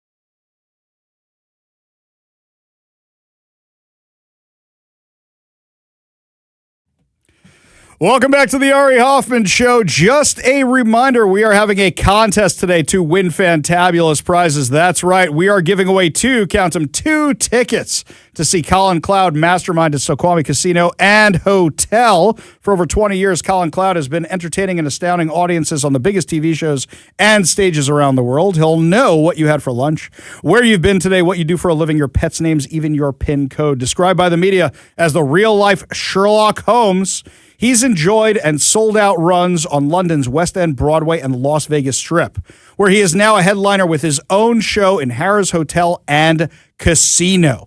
Now, if you want to win these fantabulous prizes, all you have to do is text the word I give you to the number I give you for your chance to win. Do not text your name. Do not text your phone number. Do not text your address. If you win, we will find you and we will reward you with these fantabulous prizes. Today's word is wand, as in magic wand, as in I waved my magic wand and won fantabulous prizes. Text the word wand to 206-421-5757. That's 206-421-5757 for your chance to win. Good luck, my friends. Remember, we are running contests all week long. You got to listen for the keyword for your chance to win. Something crazy happened yesterday where the Jewish Democrats, the Council of Jewish Democrats, who I've never heard of these guys before, they put up a post that said pride is a Jewish value, and the word pride is all rainbow colored. Now, they had so many comments about this thing, about the New Testament, about what it actually says, that they deleted this thing and they pulled this thing down. But there's something here that really kind of bothers me about this whole thing. So hang on a second. You have candidates that are asking Hassan Piker to campaign with them. Hassan Piker. Hassan Piker supports Hamas. He supports Hezbollah. He supports Islamic extremism. And he's campaigning with Democrats who are putting up pride flags for this month. Really? Either you are that ignorant or you're that stupid, or you just say, well, I'll just say whatever I think it takes to get elected. Absolute hypocrisy. What about the squad members who support Hamas? What would Hamas do if they started having pride parades in Gaza? They would throw the people participating in that parade off the highest rooftop if there were any rooftops left in Gaza. And yet give me a break, guys. Are you kidding me? I oftentimes have moderates come up to me, even Republicans come up to me, even Democrats come up to me, who say they are gay, they are Jewish, and they feel abandoned by the Democrat Party. The truth is, you can put up whatever posts you want on social media. It don't make it true, and it don't mean you actually stand for anything. How many people put a post after October 7th? I stand with the Jewish people, and then immediately were marching in the encampments? How many people put up posts after 2023? Oh, the George Floyd thing, whatever. Give me a break. Putting up a post on social media doesn't mean anything. What have you actually done? What have you actually done? You guys are running Graham Plattner as a candidate. Graham Plattner, the guy with a Nazi tattoo. Somebody want to remind me what they did to gay people during the Holocaust? But they're running Graham Plattner. You've got Bernie Sanders, Chuck Schumer supporting Graham Plattner. Absolute hypocrisy. So the Jewish Democrats end up taking down that post because it was so absolutely tone deaf. Everywhere you go in Seattle, they're putting up the pride flags today. In fact, I'm driving through downtown Seattle, and the neighborhood is now beautiful. They have cleaned the place out. It is gorgeous.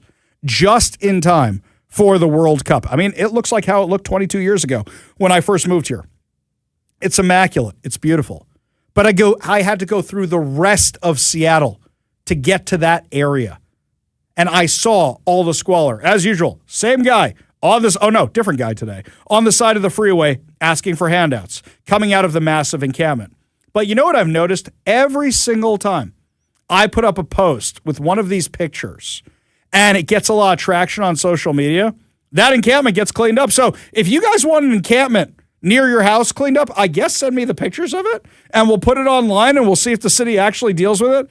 Or maybe it was just the Seattle City Council or the mayor's office really didn't like the picture I put up with 4 tents lined up on a grassy area right in front of the Space Needle. Right there. You see the Space Needle in the background. You've got, we like 3 blocks away, but that's how the picture comes out, where the Space Needle's right there. And those tents, where'd they go? Let's send them over to KVI and send them over to Hoffman. So they put them down below our parking area. That's where they are now. They moved down there. The amount of pushing of whack-a-mole that they're doing to shove the homeless in different places, it's insane. It's absolutely insane. I remember that Katie Wilson was the one who said that she wasn't going to play whack-a-mole anymore. Katie Wilson was the one who goes, no, we're going to leave them where they lie. We're going to leave them there on the streets because sweeping people is cruel and unusual or whatever it is. She said whatever she said to beat Bruce Harrell, who that's all he did. So now Katie Wilson is spending millions of dollars on this new homeless tiny home village. Now they're calling them pallet homes. That doesn't sound better to me. Tiny homes sounds better than pallet homes. They're the exact same thing. So now they're opening a new pallet home village in Interbay next door to a daycare with 100 kids in it. And it's a low barrier tiny home village, which means you can bring in your drugs, which means you can bring in your felony warrants. It means you can bring in your outstanding warrants. It means you can bring in your guns, your knives, your whatever else. It means that, like other low barrier tiny home villages, you can have one of those tiny homes as the designated drug use space, basically a gas chamber where you can go kill yourself under supervision, of course, by the people who give you the drug paraphernalia. That's Katie Wilson's plan for dealing with all this. Quick, get the unwashed out of here. Let's shove them into the tiny home villages. If they die, they die. Right? We'll just shove them in there as quick as they can. That's what we're going to do. Spend millions of dollars on this failed model. Because as soon as the World Cup is over, you know what's going to happen. The zombies are going to like Seattle again, but it shouldn't. If you can clean it up for a couple weeks for the World Cup, you can keep it that way year-round. Decline is a choice, as we keep seeing in those posts from the White House account. As the White House continues to clean up national monuments, statues, memorials in Washington, D.C. The last time I went to Washington, D.C., which was, I take it back. The time before that when I went to Washington, D.C., I couldn't believe how filthy the place was. It was so disgusting. Just absolutely filthy. But now President Trump is cleaning up. I can't wait to go this summer. I cannot wait to go for 4th of July. I haven't seen it look like that since I was a kid. Washington, D.C. is a beautiful city. Unfortunately, it's been run like absolute garbage for years. Decline is a choice. Look at downtown Seattle. Right now, they are choosing to keep the waterfront clean. They are choosing to keep downtown clean. They are choosing to keep the stadium area clean. I can't wait to go to the baseball game tonight, Kevin. That's probably going to be the cleanest I have ever seen that place, ever, in like 22 years. I can't wait for it. I'm very, very excited for it. We go to the KVI studio line, take a call from Jay in Des Moines. Jay, what's going on? Hey, Ari, I think you already answered my question. I asked, if they can clean it up for the World Cup, why can't they just keep it clean? Why can't they just do it permanently? Exactly. So what do you think it is? Political will or what? I don't know. This whole crazy state's messed up. I don't have an answer for you. I think what it is, it's a few things. One, you've got somebody like Katie Wilson who's beholden to the activists. And the activists think compassion is letting people die on the streets. Why do the homeless people always have tents ready to go when they're sweeping out a homeless encampment? Because what happens every single time is the activists show up when they get wind of one of these sweeps and they go, hang on, we're setting up the tents right here. Just move in right here. I sent Katie Wilson's office an email today. I sent them an email and I said, can you do me a favor and tell me why you decided to put the homeless encampment right next to the daycare? Because parents are freaking out over at that daycare. And of course, I didn't get a response. I emailed the city council. And the city council said, well, we'll get your response, but why don't you ask the mayor's office? And I go, well, at least the city council gets back to me from time to time. The mayor's office has never gotten back to me the entire time she was in office. And Bruce Harrell never got back to me the entire time he was in office. I mean, we get requests back from Democrats in New York, and we don't get them back from these guys. Where's the compassion for the taxpayers? There you go. There's that one. Oh, no, wait, hang on a second. I know what Katie Wilson thinks of the taxpayers. You know what Katie Wilson thinks of the taxpayers, right? You know what she thinks, right? Like, bye. That's what she thinks, right? Like, just move it. Wait. This is just like the King County economics we were going over, that report from the Puget Sound Business Journal that says all the wealthy people are saying this to Katie Wilson. Like, bye. And all the homeless people are moving in. So that's the wealth redistribution she wanted, right? Well, thanks for making me laugh. No problem, Jay. That's what we do here. We aim to please, my friend. Appreciate you being part of the show. You want to be part of the show, you give us a call or text at 206-421-5757. That's 206-421-5757. Up next, my friends, we often think our taxpayer dollars are being wasted at the UN. But now looks like that might be changing, and will President Trump finally put the kibosh on funding that? Maybe we'll turn it into the Trump Library, or parking garage, or a homeless encampment. Who knows? We'll give you all details when we come back. You're listening to the Ari Hoffman Show on Talk Radio 570 KVI.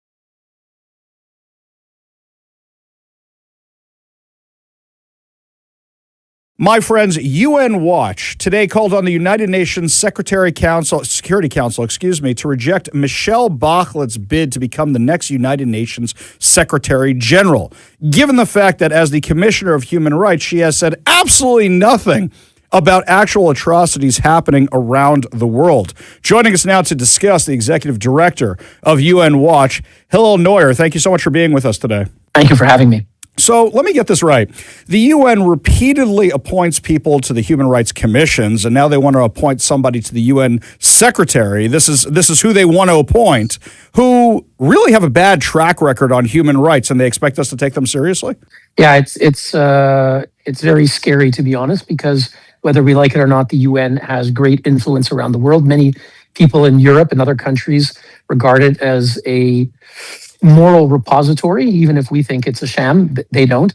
And so they're now considering one of the candidates to be the next Secretary General. That's the sort of CEO of the UN. Currently, it's Antonio Guterres. His term ends later this year. And Michelle Bachelet, former president of Chile. She's a radical left politician. She supports Fidel Castro. She was friendly with Chavez and Maduro. When she was High Commissioner for Human Rights at the UN a number of years ago, she turned a blind eye to atrocities in China and Russia. And that's why we're saying that the United States and other countries need to veto her. So a question that my audience is for sure going to ask is, what do we care what the UN does? We don't listen to them anyway. A lot of them are going to say we should stop funding them and turn the whole thing into a homeless shelter or a parking garage or the next Trump library or who knows what. So why does this affect people here in the U.S.? Well, so long as the UN is there, and for now it is there, Trump hasn't left. Actually, he got some things that he liked. He did get an endorsement of his Board of Peace plan. The UN Security Council endorsed that.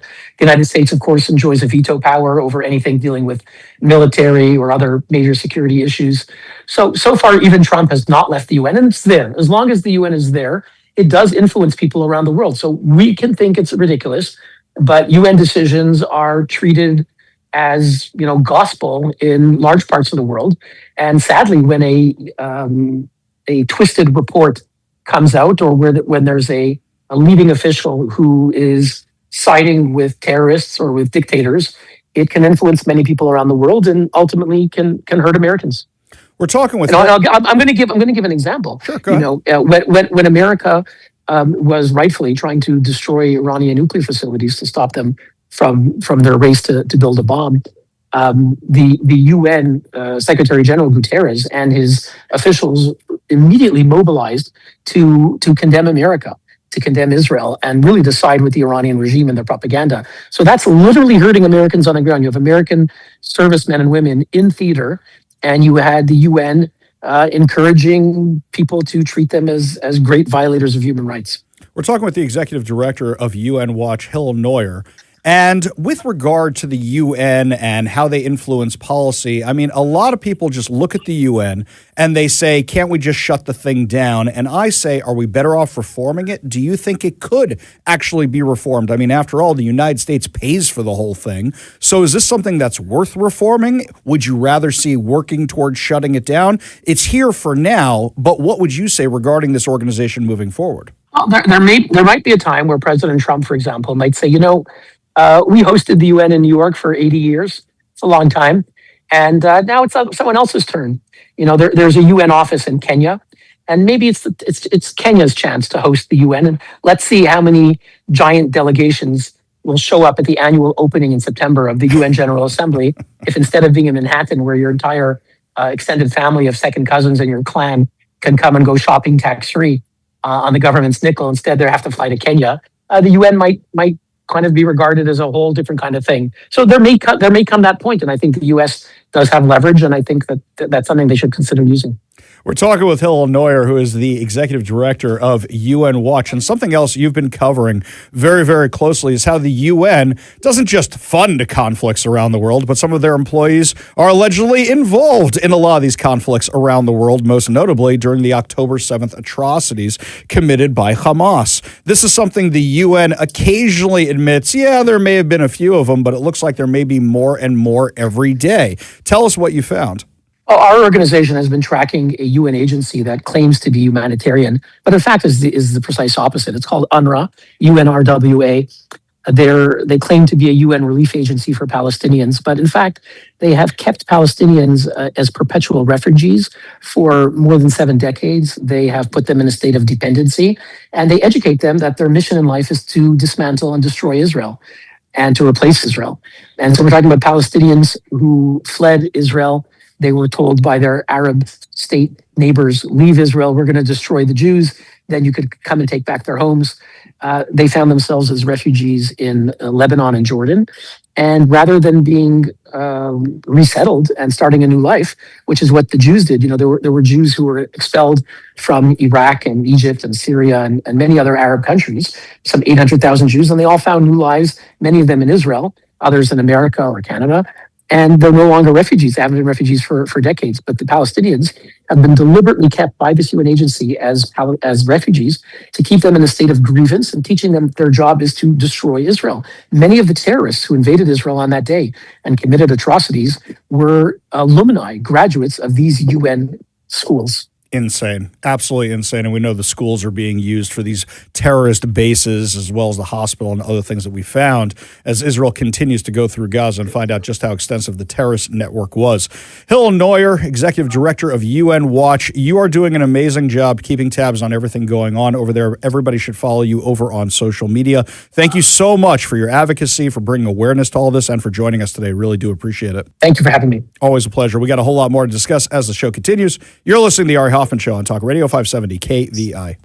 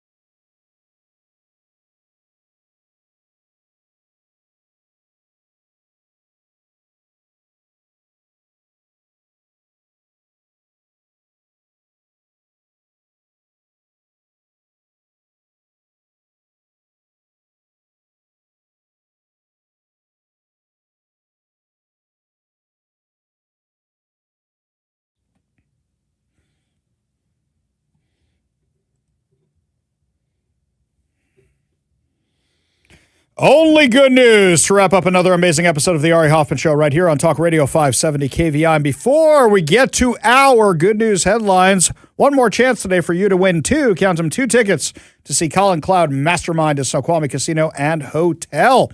For over 20 years, Colin Cloud has been entertaining and astounding audiences on the biggest TV shows and stages around the world.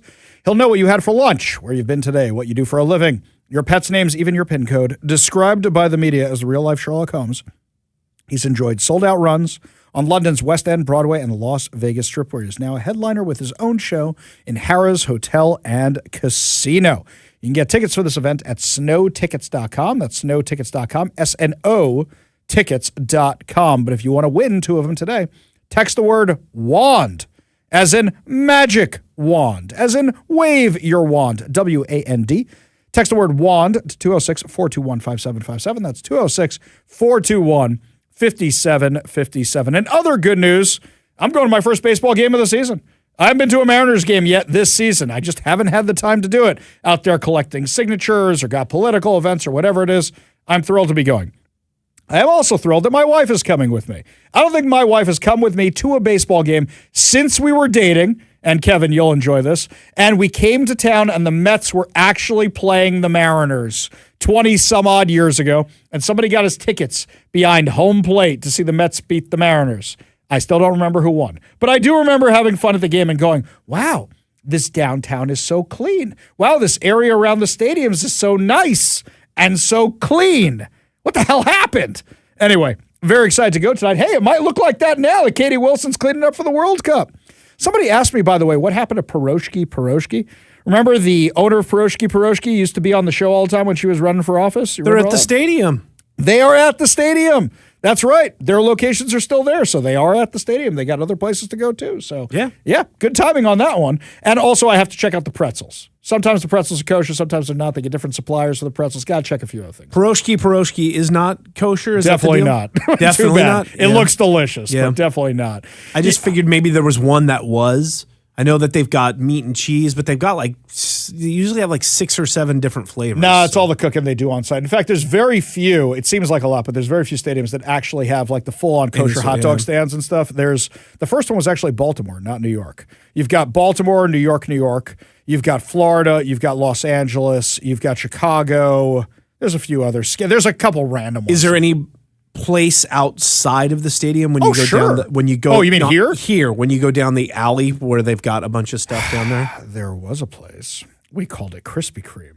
Oh, yeah. That was my place. I'm talking about some place where you get a dog or something. There's no place. We just get the snacks. The packaged stuff is usually good to go, but whatever. Popcorn's usually good to go. Soda's good to go, so we'll be fine with all that. I'll find a drink. I'll go to Edgar's. Okay, if the Mets are losing, you can find me at Edgar's somewhere later in the game, assuming my wife and daughter don't want to go home, and I go cry in shame somewhere. So, yes, that's where you can find me. I'll be around. Look for the guy in the Mets jersey that says Hoffman on the back of it. I'm pretty easy to spot. The blue Mets jersey. You can find me at the game. Actually, Saul Spady messaged me. He said him and his mom's a big Mets fan, said they're coming to the game tonight. So might see them at the game, which will be nice as well. Is he going to be crying again? Maybe you guys can cry together after you get...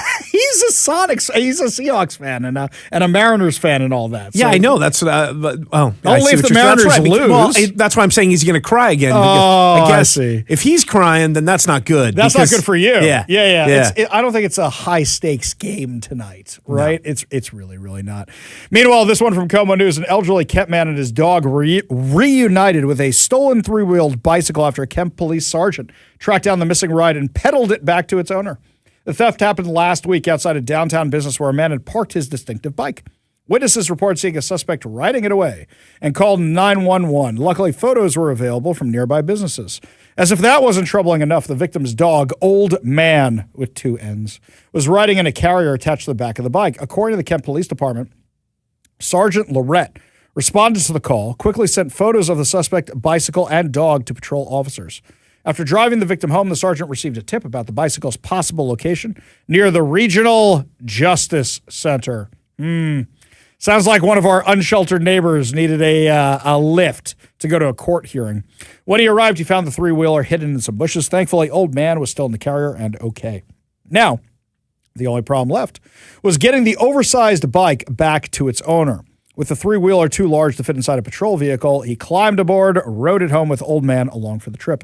He said the suspect was later arrested after committing another crime 2 days later. Investigators positively identified him as the bicycle thief, and he was charged in both cases. See, in Kent, they actually arrest you for things, and then they actually charge you for things. And I don't think they release you like they do here in Seattle. That's good news.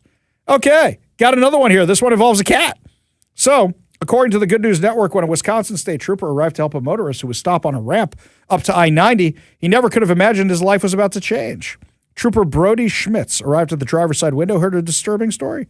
The motorist informed him that she had witnessed someone throw kittens out of a moving vehicle. This is over on a Facebook post. Unfortunately, the offending vehicle was not located, but a kitten was found. And the trooper took the kitten with him to a nearby animal shelter and have it cared for while he was at work, but told them he wanted to adopt it. He named the tuxedo kitten Toby and took him home in his arms and or hat. The Milwaukee Journal-Sentinel wrote that Wisconsin State Patrol did not immediately respond to requests for details. But one person commented on the Facebook post, the cat distribution system works in mysterious ways. Indeed, the comment section was filled with interesting stories of the same sort, including, I rescued a cat out of a car engine down in Detroit last summer, called the police, told them why I was breaking into the vehicle. They showed up to help me. This one here said, I found my fur buddy on duty, dispatched 911 to an aggressive animal. Caller was afraid of cats, so I took the young kitten to patrol with me. After climbing on my shoulder, I knew it was going home with me, wrote another.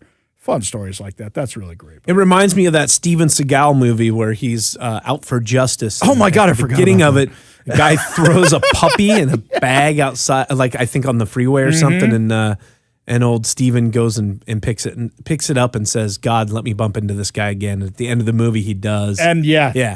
I forgot Beats the crap out of him. I think that's a one and done for me. I don't think I've watched that one repeatedly. Oh, that's one of his best. No, Under Siege is one of his best. Yeah. Under Siege is a real movie. Yeah. It's an actual real movie. But if you're just talking about Seagal movies, period. Out for Justice. Out for Justice and Marked for Death are pretty great. Seen the Marked for Death. Yeah. I like Executive Decision where he dies in the first 20 minutes of the movie. Right. You know, Steven Seagal dies? What? Not quite a Steven Seagal movie. He doesn't get killed by a bad guy, gets sucked out of an airplane. Yeah. What fun is that? Saving Kurt Russell. Sorry, 30-year-old spoiler there with that one. With their weird stealth plane to go up to the other plane and... Okay, that was not a good movie. I mean, we enjoyed it, but it's not a good movie. You got a lot of random people in that. Halle Berry's in that movie. Halle Berry is in that movie in one of her first major movie starring roles. Yes, but I like the Under Siege. I mean, there's two reasons. You know, Tommy Lee Jones and Steven Seagal. You see what I did there? You see what I did there? You see? If you know, you know. I'm not going to explain it to a whole bunch of you over there on the show. If you know, you know. Yeah, I completely forgot about that. Out for Justice. Oh, they're the same movie. I mean, where he's doing like a Brooklyn Italian accent. Yeah, it's good stuff. It's like, what's the difference? Very violent. What's the difference between Black Sheep and Tommy Boy? Nothing. It's the same kind of thing. That's going to do it for us today. We'll be back tomorrow with more insane stories, more exciting guests, and of course, more giveaways. You've been listening to The Ari Hoffman Show on Talk Radio 570 KVI.